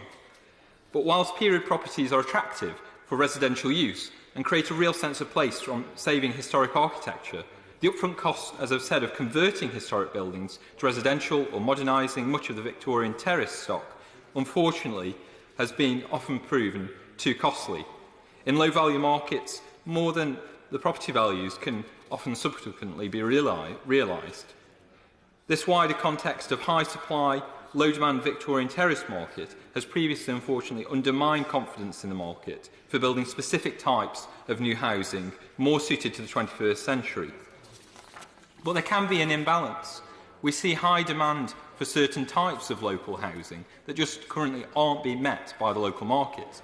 For example, we are probably the only city in the UK of our size that doesn't really have a strong functional PRS apartment market. And we need more developers to take these risks because we do not have the demand. We do have the demand for flexible styles of living, with 2 universities and one of the largest hospitals in the country. The Council has been doing some excellent work to disrupt the market more, to tempt in new types of housing development into the city and get brownfield sites developed. Where developers do progress sites, those sites now under development have seen very high rates of sale, with properties on new build sites across the city selling much quicker than they initially expected. So we must do more to help meet these growing demands, especially to see the redevelopment of brownfield sites in and around our towns that suffer from additional costs of previous industrial use. There is no justification for demand to be suppressed, and we must give confidence for the market to invest in housing products like PRS and executive homes that they wouldn't always be willing to do in markets like Stoke-on-Trent. In 2015, Stoke-on-Trent City Council secured housing zone status, making us one of 20 pioneering authorities outside London. As a result, the Council has worked with developers to activate schemes on stalled sites to deliver new homes. Not only is this enhancing the local housing offer, it is boosting confidence by testing and proving the market for such homes. I would like to see much more dedicated funding available for a broader range of developers who are dedicated to bring empty retail space into residential use, which could really help meet local housing needs. There has been an unwillingness for the private sector to take the risks needed where the market is untested and lower value, and therefore market-making measures are needed that help de-risk development. I very much welcome the engaging approach MHCLG has taken in confronting these challenges, and I hope we see this continue. In conclusion, Mr Deputy Speaker, MHCLG is a key ministry not only because of its funding, but because of what policies it can enable and facilitate. Forward-looking local authority leaders like our fantastic new council leader, Councillor Abingdon in Stoke-on-Trent, are working to achieve this locally. And the work we have been doing in Stoke-on-Trent has seen Conservatives top the poll for the first time ever in the recent local elections, doubling the number of Conservative councillors on the council. And I want to congratulate every single one of our new and re-elected Conservative councillors in Stoke-on-Trent. We need to continue to develop on these proposals and continue to improve our communities and see the city move forward. Thank you. Thank you, Mr Deputy Speaker, and it's a pleasure to follow the member for Stoke-on-Trent South. And I do appreciate some of the points he's making, particularly on social housing and how Stoke is going about the same challenge that faces so many of us. Can I just thank the member for Oxford West and Abingdon, who's not currently in her place, but for securing such an important debate. And I'm obviously delighted to support that, having put in myself for a debate in this. Clearly, local government faces huge challenges, and as has been said by my honourable friend, the member for Sheffield, that the cuts faced have been far greater than any other department. And it is our local authorities that have borne the real brunt of austerity, and of course our communities too, with the cuts to so many services that have been provided for them. Whether it be the hostels provided for those coming out of prison, coming out of the army, whatever it may be, those who are victims of domestic abuse, whatever, that we have seen the significant cuts in certainly in Warwickshire. Children's services, or the closure of children's centres, the cuts to waste and recycling, to our fire and rescue service, to our libraries, and the list goes on. But I want to concentrate for the rest of this debate just on social housing and its provision. As the chair of the parliamentary campaign for council housing, I have been an advocate really pressing for more social housing, social rented housing, since I arrived in Parliament. And we are really facing a housing emergency. It is well understood. 277,000 people homeless, 1.1 million households on the waiting list, young families spending 3 times more than they used to on housing costs than 50 years ago. and yet just 6,000 social rented homes were built last year. And in Warwick District, the authority that more or less overlaps with my constituency, in the last 4 years, just 8 social rented properties were built, despite 2,000 people on the waiting list. So I've been making this case, as I say, since I arrived, and I do really see it as the #1 priority for all of us in this House. We must fix the housing crisis. Shelter reports that 3.1 million homes need to be built in the next 20 years to meet the demand of those at the sharp end of housing need, particularly the younger trapped renters and the older renters too. Back in the 50s, of course, it was Churchill's challenge that Macmillan rose to as housing minister and built 200,000 council homes. So this will only happen with significant investment in social rented council housing. And it is social housing that is desperately needed. Since 1980, house building in this country has been distorted by various policies that have resulted in an average of just 25,000 social homes being built a year, compared to 125,000 for the post-war period. That's a loss of 100,000 units per year, 4 million in total. The question that I want to put to the Minister, therefore, is simple. How best to use the £8.5 billion allocated to housing and planning? Because this is a significant sum of money and accounts for 80% of the total HCLG budget. This year, the Ministry of Housing, Community and Local Government estimates it will spend £3.9 billion on affordable homes, a sum that includes affordable rent, although this is often a misnomer, as well as home ownership options such as part-buy and also social rented housing. Back in 1953, just to put it into context, in 1 year alone, the then Conservative government invested £11.35 billion at today's prices. So this is clearly not enough. And from my conversations across the House, there is widespread support for increasing the budget. Where we differ is the proportion that should be spent on social housing, and there is real clear blue water between us and how that should be funded. This call for a massive increase in social rented housing is echoed by Shelter, and in their report produced by the Social Housing Commission, they concluded a need for 3.1 million homes, as I said, over a 20-year period, equating to 155,000 homes a year, of which I believe 100,000 should at least be council houses. And that is what I put to the House back on the 13th of June, and which was supported. So this number is not pie in the sky. It was supported by the Honourable Member for Doncaster and indeed Baroness Varsi. And the only way that councils will hit these kinds of numbers is through grant funding direct to councils, ring-fenced for building social rented housing. According to its estimates, the local economics, London economics stated that 10.7 billion per year is needed, so less than the figure that was being spent in 1953 in real terms.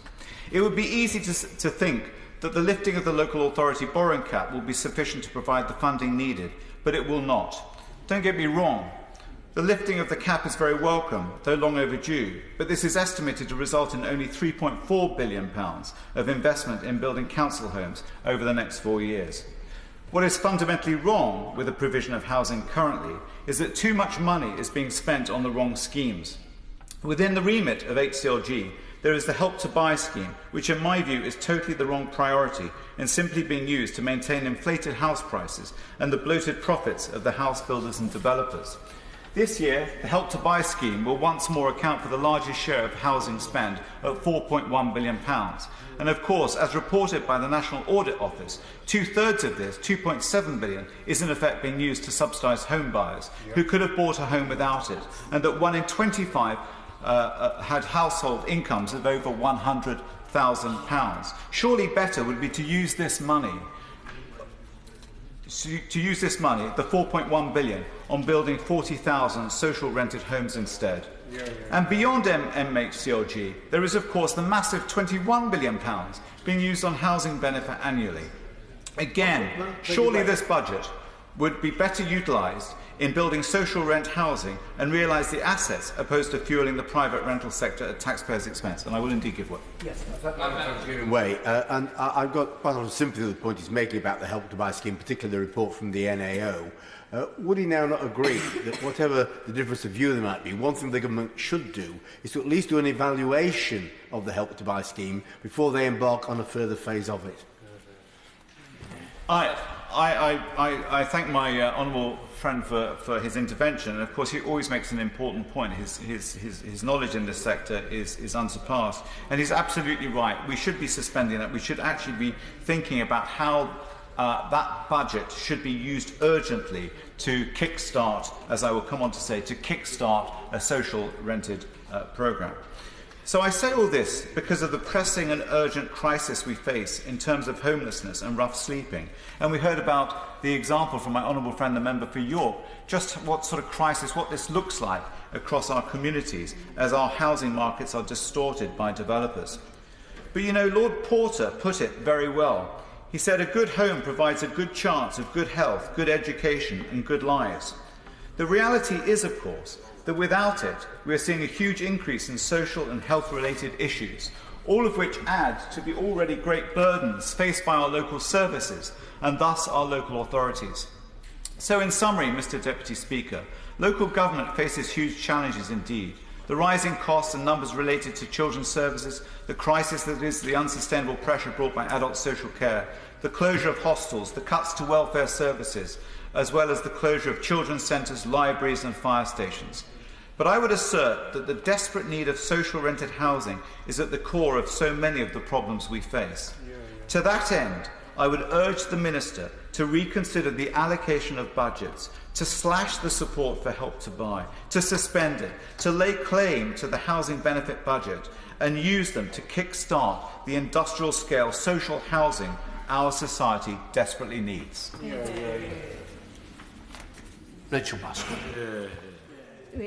Thank you very much, Mr. Deputy Speaker. I'm looking over at my opposite number on the other side of the chamber, but she's already had her turn. So it's a great opportunity to speak in this important debate, and it's a pleasure to follow the honourable gentleman for Warwick and Leamington. Now, clearly, local government is at the heart of what we all do as constituency MPs.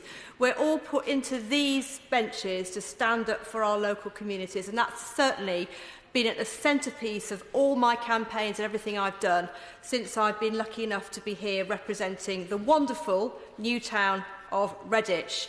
So the context for this debate has been articulated clearly by many members.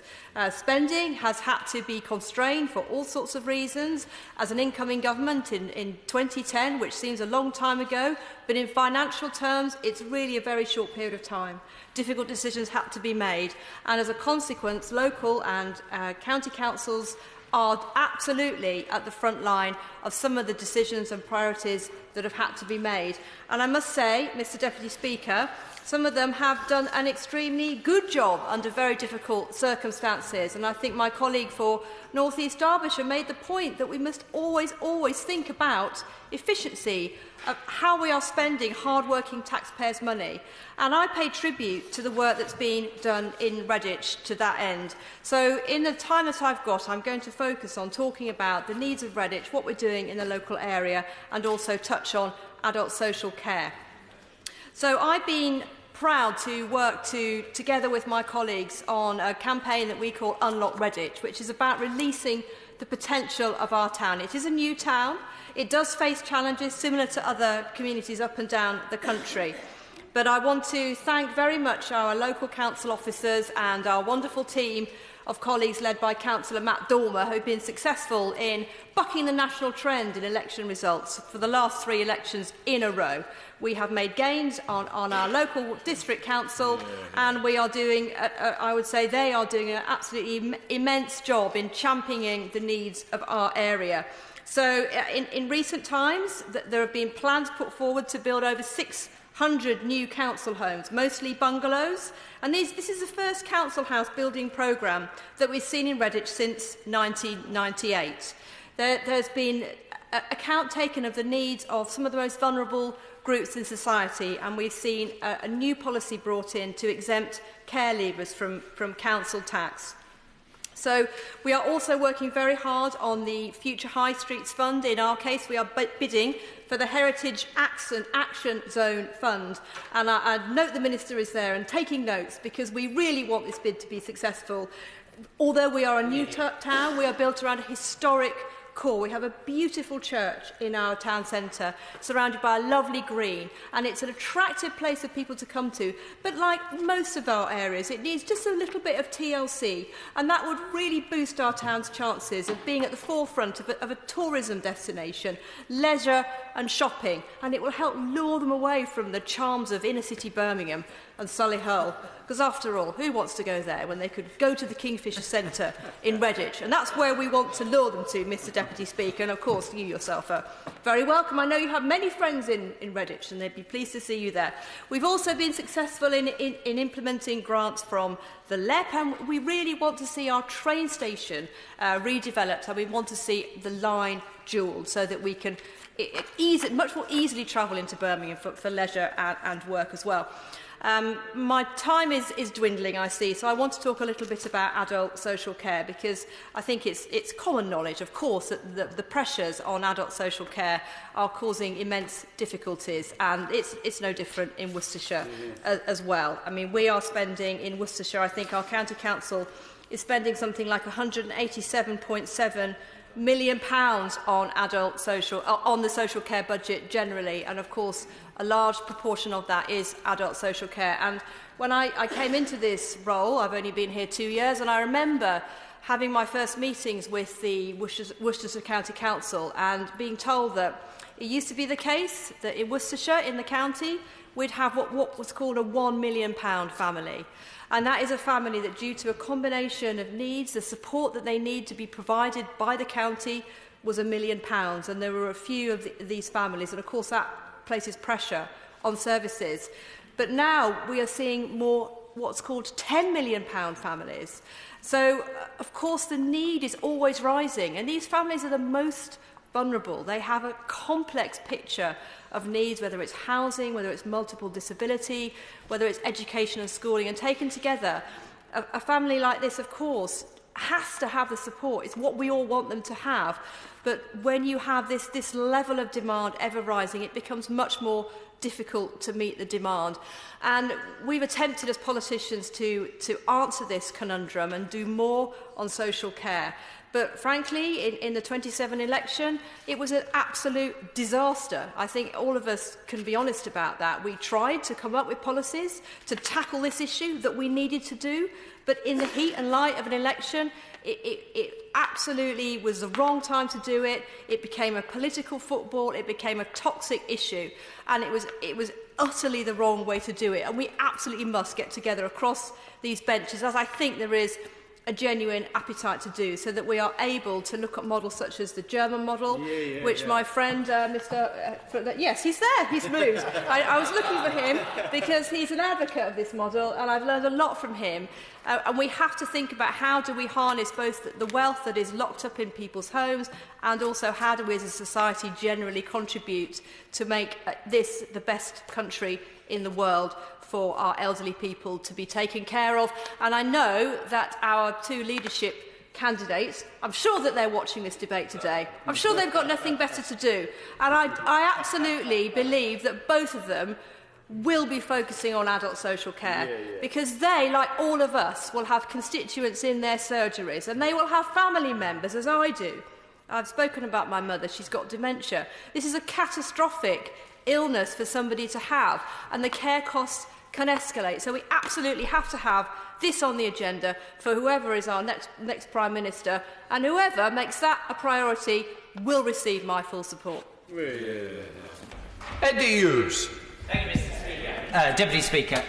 Deputy Speaker, in putting in for this debate, I deliberately left it late because I thought if we're voting, people will be looking at the monitor to see if it's time to vote, and I might get a good audience, and I hoped that I would get an audience with the Honourable Member for South West Surrey, Uxbridge and South Ruislip for one of two opportunities. Either option A, if there are going to be any ministerial posts available in the next couple of weeks, then maybe I could consider this to be my tryout for one of those jobs. And if not, if I'm not that lucky, maybe this is just an opportunity for me to lobby on some of the things that I've been particularly interested in.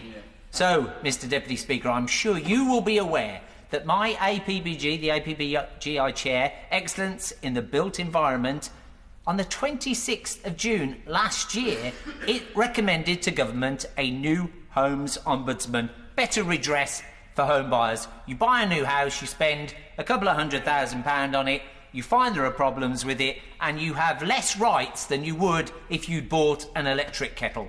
So my committee recommended it, and quick as anything, 12 months later, the government launched a consultation almost exactly to the day on this very topic. I could have saved them the trouble. They could simply read my excellent report from the APBG and we could just get on with it. And if all goes really badly in the future for me, maybe I could apply for that job instead. Also, Mr Deputy Speaker, I think it's important that we think about safety. There's a lot of talk about ACM materials post-Grenfell, but the excellent Nathaniel Barker from Inside Housing did a report recently where he highlighted the fact that a year ago, March last year, 44 councils had fire doors that were non-compliant or possibly non-compliant. 12 months later, half of those councils have not changed a single door. How often do we walk in and out of buildings where we see either compartmentalisation affected because a building was fire secure, but then somebody has put central heating or wiring or something through it, affecting the integrity of the building, or fire doors are propped open, or the intumescent strip on them is faulty in some way. So let's not just focus on the ACM materials, let's focus on the relatively simple stuff that we all see every day. Let's make sure all fire doors in all buildings are compliant. Excellent report from Nathaniel. But the government could also do something a little bit more simple with regard to improving safety. They could endorse my private member's bill suggesting that we have carbon monoxide detectors in all new built, private rented or socially rented homes so that we can protect people. But the thing that I actually wanted to spend most time on with regard to my speech was a bit of haggling with the honourable member for Warwick and Leamington, because I also agree that Help to Buy wasn't as effective as it could be. However, we disagree about the natural heir to Help to Buy. In my humble opinion, shared ownership is the future. If we were to replace Help to Buy, we could have 15,000 extra houses generated in demand for shared ownership, because if you want to buy a £230,000 property through Help to Buy, unaided, you need to be earning about £47,000 a year. If you're going to buy it through Help to Buy, you'd need to be earning about £38,000 a year. If you're going to buy it through 25% shared ownership, you could be earning as little as £21,000 a year. For people in my constituency, average income about £27,000 a year, average property price £127,000. Shared ownership is the future. It's a great way of getting people on the property ladder. They can access it with relatively low incomes and relatively low deposit, and that's the best way to establish a home-owning democracy. That's a whistle-stop tour, Mr Speaker. Thank you for your time. Shadow Minister Andrew Gwynne. Thank you, Mr Deputy Speaker. I think we've had a thorough and full debate, and I think quite a thoughtful debate from all sides of the House. I want to add my thanks to the Backbench Business Committee for choosing the topic of communities, housing and local government for the estimates debate, and also want to thank the Honourable Lady, the member for Oxford West and Abingdon, for the way that she opened the debate. I think she set out a very real concern across this House and across all parties in this House at the impact of a decade of constraints on local government and the effect that that's now having on our public services. But it would be remiss of me to say that she did display a little bit of collective amnesia, because the Liberal Democrats were in government between 2010 and 2015. And it does seem that sorry does seem to be the hardest word, because in her defence she said she campaigned against these cuts as a candidate, but it was her ministers that slashed and burnt many of these services that she referred to. the crisis in local government today, the crisis in adult social care today, the crisis in children's services today have their roots in the coalition years. And the Minister for Local Government was a Liberal Democrat, the now Lord Stunnell of Hazel Grove, although occasionally he got locked in the opposition lobbies in votes. So perhaps that's why he was very quickly moved. But I also want to pay tribute to the other contributions that we've had from my honourable friend, the member for Sheffield South East, who's the chair of the Select Committee and brings so much knowledge to these debates, to my honourable friends, the members for North Durham, Stoke-on-Trent Central, York Central and Warwick and Leamington, and the honourable members opposite, the members for the Cotswolds, Thurston, Moulton, Whittam, North East Derbyshire, Stoke-on-Trent South, Redditch and Walsall North.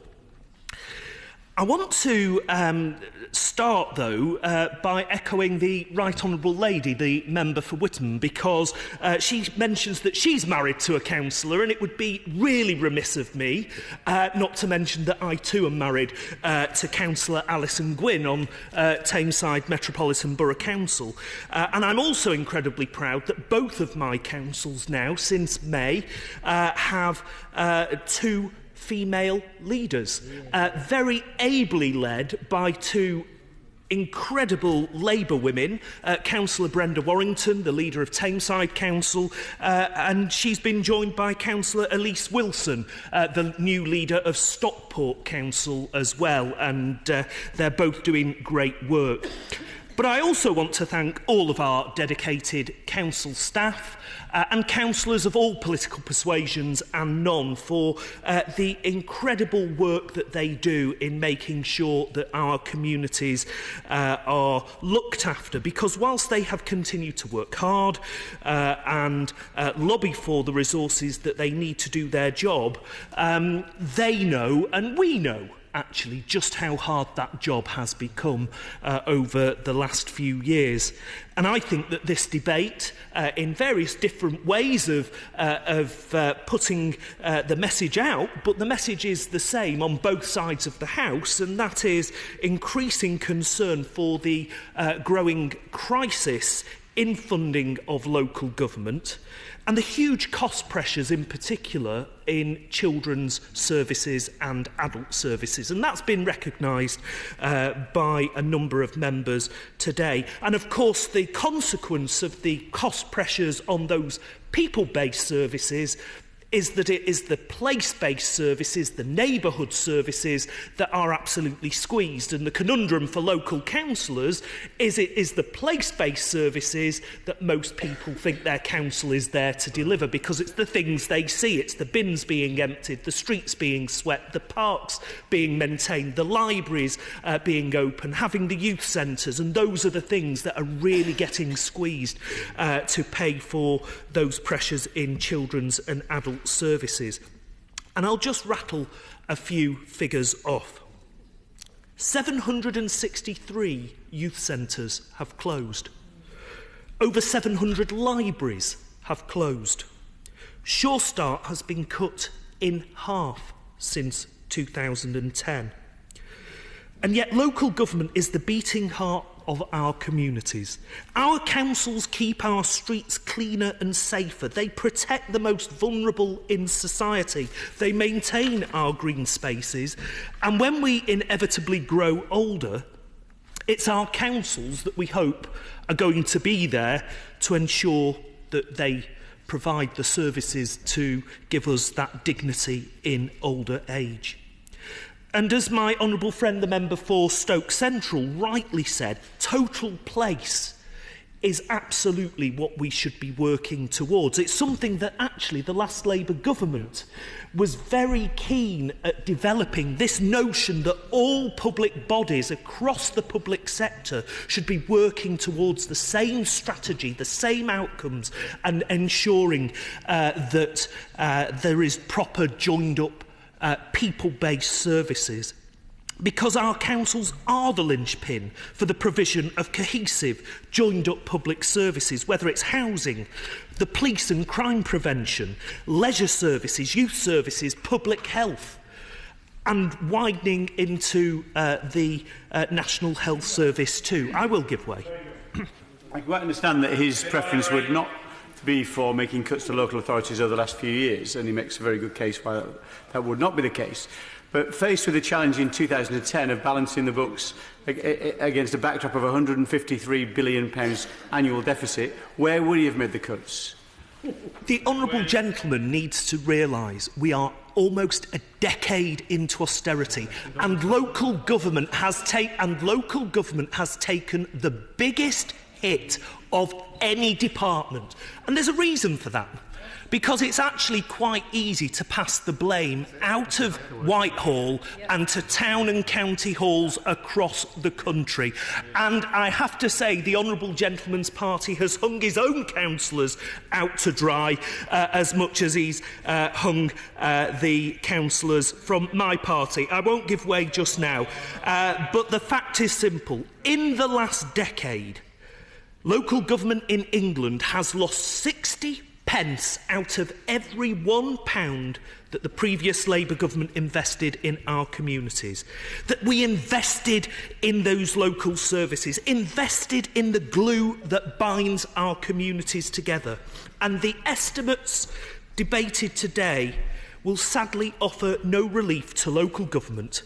The only major change from last year in the funds going to local government is for business rates relief. And whilst it is welcome that central government is compensating local government for this policy is only necessary because the government has refused to undertake a fundamental review of business rates that many have been calling for, and something that I am proud to say the next Labour government will do.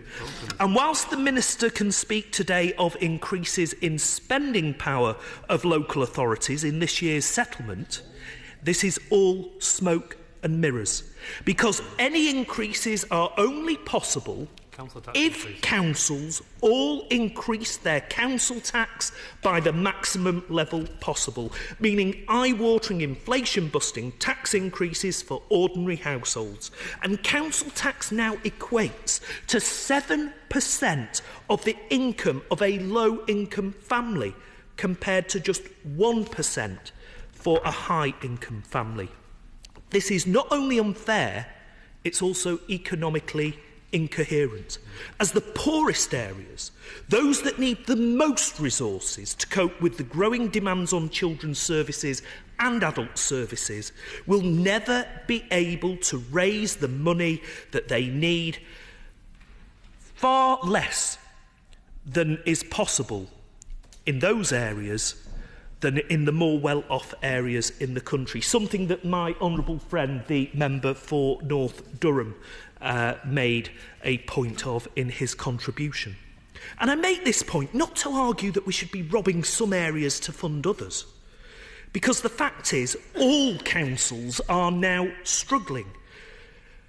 Whilst I would guess that this is not something that's lost on the Minister, I hope that he will now be interested in solutions to this problem, because there is now a growing chorus of concerns from the benches behind him. But what we are seeing is a reverse redistribution of funding, a shift away from spending on local services that is based on need and deprivation. And let me just remind the Minister, 9 out of the 10 areas who have seen the largest cuts are Labour-controlled, whilst the Tories have actually seen, in some cases, spending increases. Hackney, £1,406 less per household in spending power between 2010-11 and 2019-20. Newham, £1,301. Tower Hamlets, £1,264. Knowsley, £1,057. Southwark, £1,014. These are eye-watering numbers. And then we look at the other end of the scale. Maidstone, a £678 drop. Tewkesbury, £5.31.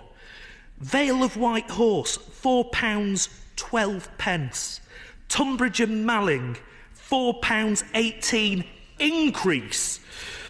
Stratford-on-Avon, a £7.45 per household increase. Uttlesford, a £7.66 increase. Horsham, £15.68 increase. Wokingham, £39.31 increase. And the Isles of Scilly, a £336.78 increase. That just isn't fair. And the thing is, not one council that has seen an increase in spending power since 2010-11 to the next 2019-20 is a Labour council. But what was in this year's funding settlement? Unfortunately, today I'm not able to speak about what the funding situation will look like next year because nobody knows. No one on this side, no one in local government, not even the minister. Councils would normally have started their budget-setting planning process, but they remain completely in the dark about how much funding they will have next year. The government's intention was to implement a fair funding review and to increase the percentage of business rates retained locally from April 2020. But the Tory leadership contest has thrown that plan up in the air, as the Chief Secretary to the Treasury told the Lords Economic Affairs Committee earlier this month, and I quote, "The plan was to launch the spending review just before the summer recess. I would suggest that that's unlikely given the current timetable for the Conservative leadership election." If this is not the case, I recommend the Minister use this opportunity to set the record straight. And I know that everyone in local government would welcome clarity. We need that certainty. Is there going to be a spending review? Is it going to be for 4 years? Is it going to be for 1 year? The Minister needs to give clarity. And what we do know from a survey published today from the LGA is that 1 in 3 councils are worried that they will be unable to provide their statutory services by the end of this Parliament. Services like preventing homelessness, ensuring that vulnerable children are safe, ensuring a quality of life for all adults and dignity in old age. As we know today from the same survey, year-on-year cuts and an unprecedented rise in demand for these services has resulted in 1 in 5 councils concerned that they will not be able to balance the books this year. And in closing, Mr Speaker, I'd just like to repeat the words of the Conservative Lord Porter from earlier this month. He said, "If the government thinks that the policy going forwards is to spend your reserves, then we will find some new money after you've spent all your reserves. Then the Secretary of State is going to have to explain to the public why these people died because the money wasn't available." It's always about understanding the cost of everything and the value of nothing. Never a truer word has been said. This is the reality, and I genuinely hope the Minister, who I respect greatly, will get a grip on his 2 leadership wannabes and insist upon them they start to fix the decade of neglect and cuts that our communities and local government has endured. The Minister, Rishi Sunak, to reply. Thank you, Mr Speaker. It is a great pleasure to conclude what has been, I agree with the Honourable Member for Denton Reddish, a very thoughtful debate, and I congratulate the Honourable Lady from Oxford West and Abingdon for opening the debate and thank the Backbench Business Committee for securing this time for us to discuss a subject that is close to my heart, and she can rest assured that it is indeed bedtime reading for me to have the latest copy of the Public Accounts Committee on Local Government Sustainability with me at all times. And I thank all honourable members who have contributed today. Mr Speaker, we are all here because we value and recognise the invaluable work conducted by our councils up and down the country. And I join with all honourable members on both sides of this House in paying tribute to our hard-working councillors and thank them for everything that they do for our local communities. Mr Speaker, if I might also take this opportunity today, on the first day of the LGA conference, to thank the noble Lord Porter for his tenure as chairman of the LGA. He is a genuine giant in the world of local government. He has been a strong champion for the sector. He is respected across the spectrum, and I know he will be sorely missed.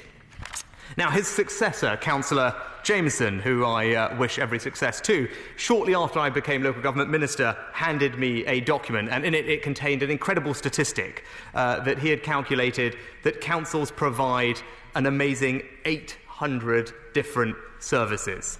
They really do touch every aspect of our lives as citizens, and we have heard about a range of those things here this evening.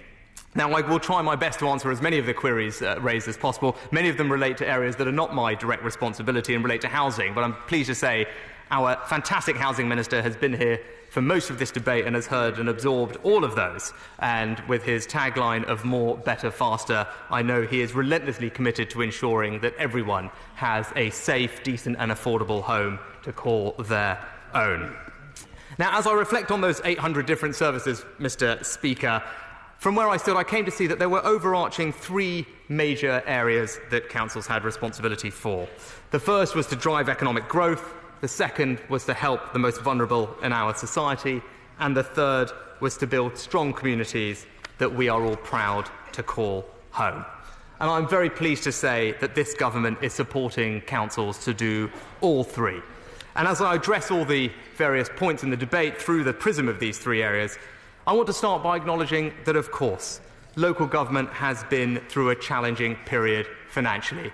I don't disagree with that. It would be wrong to do so. And I agree that the balance of spending has shifted from non-statutory to statutory services, and it is right that that is addressed in the upcoming spending review. And members can rest assured that working together with departments like the Department for Education and the Department for Health or Social Care, we are providing an evidence-based and robust account to the Treasury to inform those spending review conversations.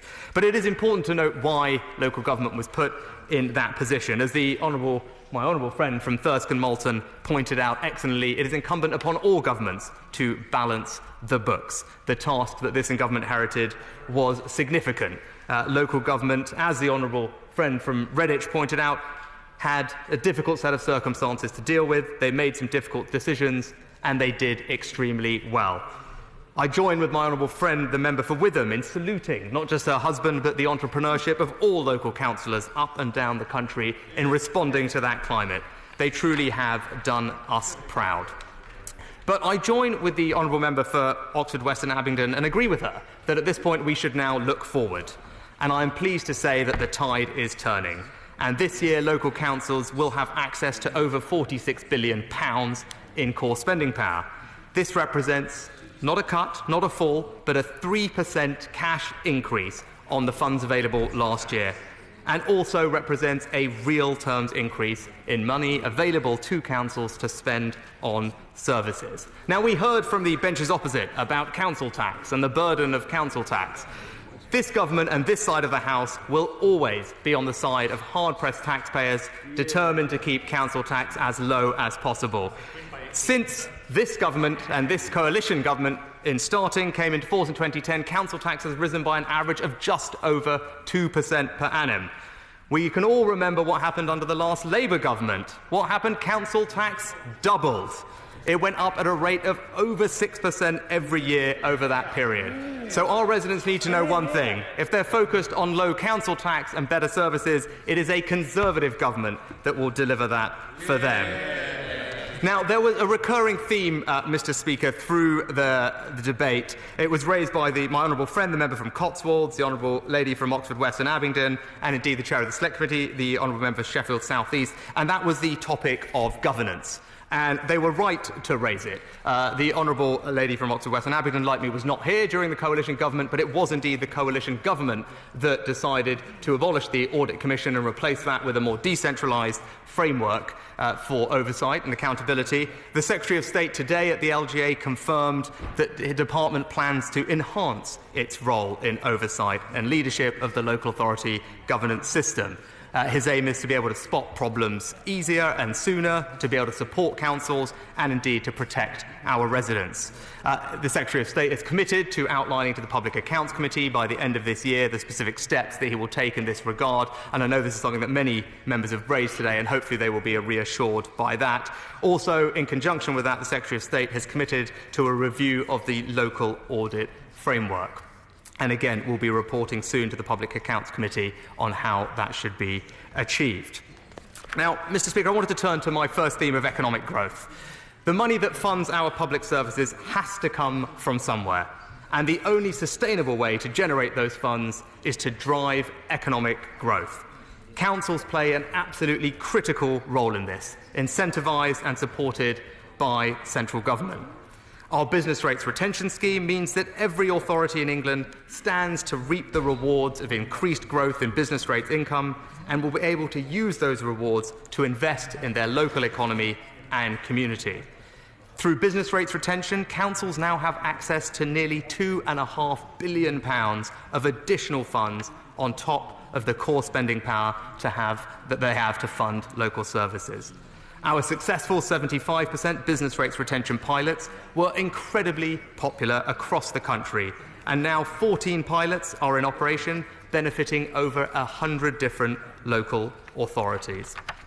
Now, my honourable friend, the member for North East Derbyshire, reminded us of the importance of all councillors embarking on a journey of efficiency to ensure that their taxpayers' money is spelt incredibly well, and where we can find those efficiencies, we absolutely should.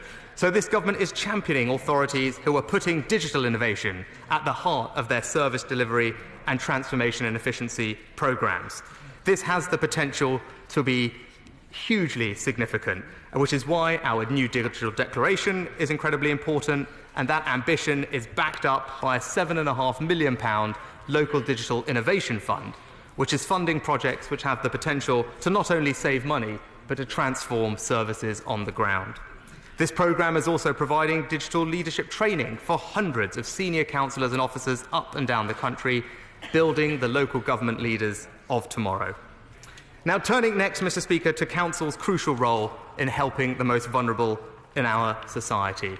And again, this government's record is strong. We fully back councils.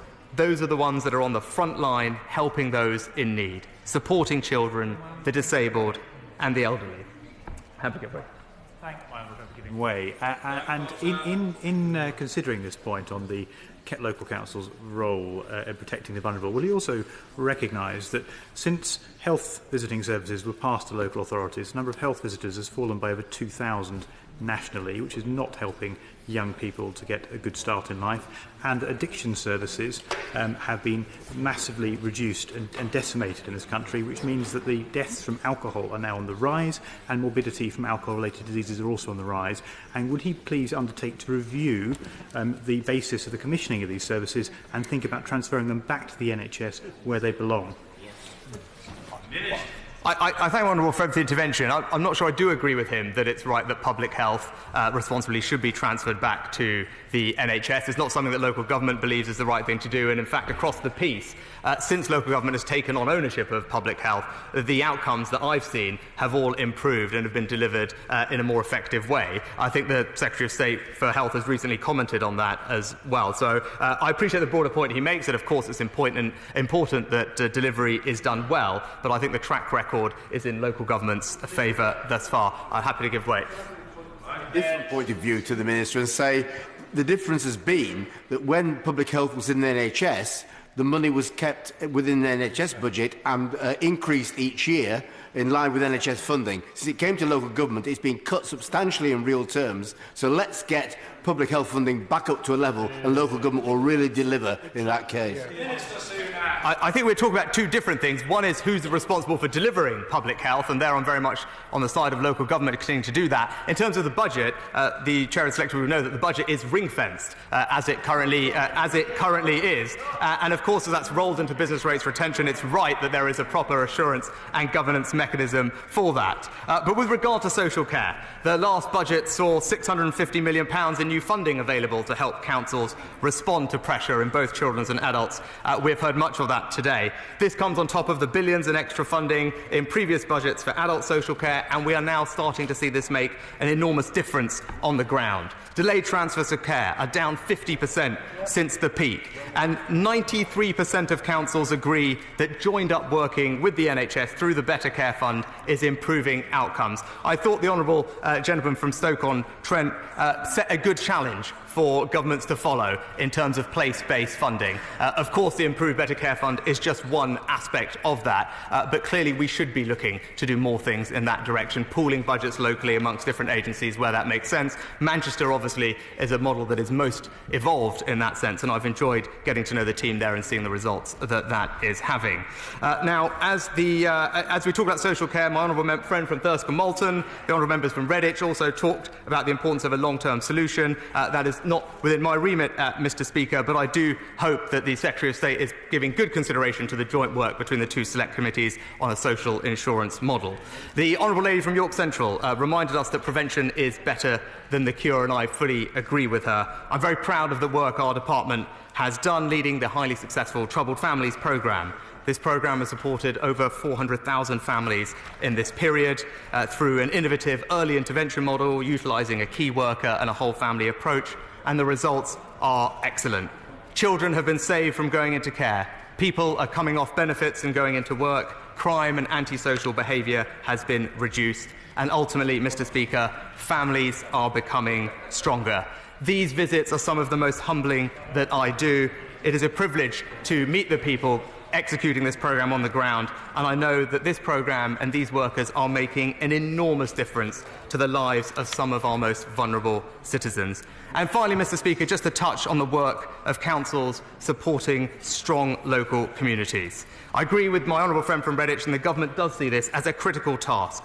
We are supporting them to build cohesive, safe and happy local communities up and down the country, places that we are proud to call home. And in this regard, we have provided additional funding for councils to build cohesion in areas particularly impacted migration. We have worked with my honourable friend, the member for Stoke-on-Trent, and indeed Redditch, to come up with various support schemes for the High Street, worth now over £1.5 billion. We have supported councils to make improvements to local roads, the essential arteries of our community life, and a new £400 million for potholes. And we have provided new money for parks and green spaces, enabling the creation of over 200 new pocket parks. And especially in more deprived areas, these little havens of greenery make all the difference to the community. Just these few examples, Mr. Speaker, demonstrate the breadth and depth of our commitment to supporting local government to build these vibrant and cohesive communities in the places that they serve. And so, in conclusion, whether it is driving economic growth, whether it is caring for the most vulnerable in our society, or whether it is building these stronger communities, local councils across the country do an amazing job. That is what it makes it such a privilege for me to have this role here, to champion local government in Whitehall and in Westminster. Local government deserves our backing. Local government is getting our backing, and I commend these estimates to the House. Order. The question necessary to dispose of the motion stands over under Standing Order number 54. I'm now required to put the questions necessary to dispose of proceedings on the estimates set down for consideration this day. The first question is the motion relating to expenditure by the Department for International Development, which the House debated yesterday. As many as of that opinion say aye. Aye. Of the contrary, no. I think the ayes have it. The ayes have it. The next question is the motion relating to expenditure by the Department for Education, which the House debated yesterday. As many as of that opinion say aye. Aye. Of the contrary, no. I think the ayes have it. The ayes have it. The next question is the motion relating to expenditure by the Department for Work and Pensions, which was moved and debated earlier today. As many as of that opinion say aye. Aye. Of the contrary, no. Division! Clear the lobby.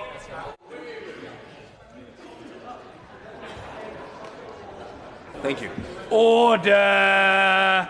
Order!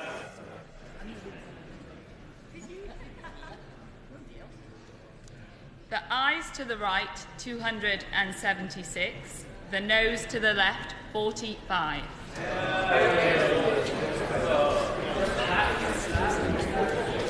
The ayes to the right, 276. The noes to the left, 45. So the ayes have it. The ayes have it. Unlock. Thank you. Order.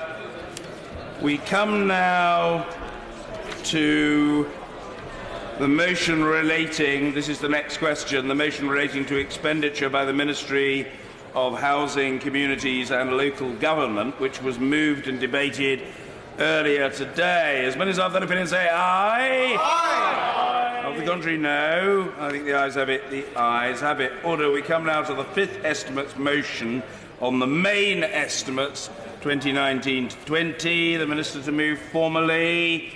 Perhaps even Happy Minister Sunak to move formally. Well done. The question is, as on the order paper, as many as have that opinion say aye. Aye. Of the contrary, no. Division! Clear the lobby.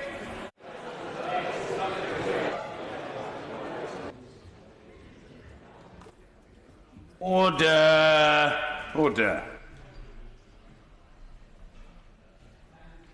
The ayes to the right, 275. The noes to the left, 43. Close. The ayes to the right, 275. The noes to the left, 43. So the ayes have it. The ayes have it. Unlock. Order. Bill ordered to be brought in upon the 5 motions in the name of Jessie Norman relating to estimates 2019 to 20. Who will prepare and bring in the bill? The Chairman of Ways and Means, the Chancellor of the Exchequer, Elizabeth Truss, Robert Jenrick, John Glenn and myself, sir.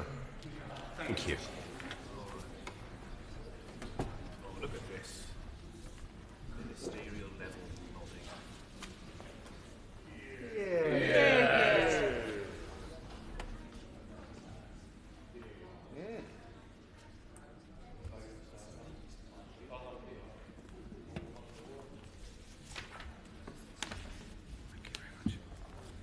Supply and Appropriation Main Estimates number 3 bill. Second reading what day? Tomorrow. Tomorrow. Thank you. Order. We come now to motion number 4 on constitutional law. The Minister to move or whip on his or her behalf. Thank you. The question is, as on the order paper, as many as that have been say aye. Aye. If the contrary, no. I think the ayes have it. The ayes have it. We come now to, I think, motion number 5 on the community infrastructure levy. The Minister to move or whip? I'd like to move. Thank you. I remind the House that I have certified that it applies exclusively to England. The question is, as on the order paper, as most of them have been, say aye. Aye. On the contrary, no. I think the ayes have it. The ayes have it. I think the double majority voting principle applies here. I say to the clerk at the table. Yes, I remind the House that this motion is subject to double majority voting, whole House and those representing constituencies in England.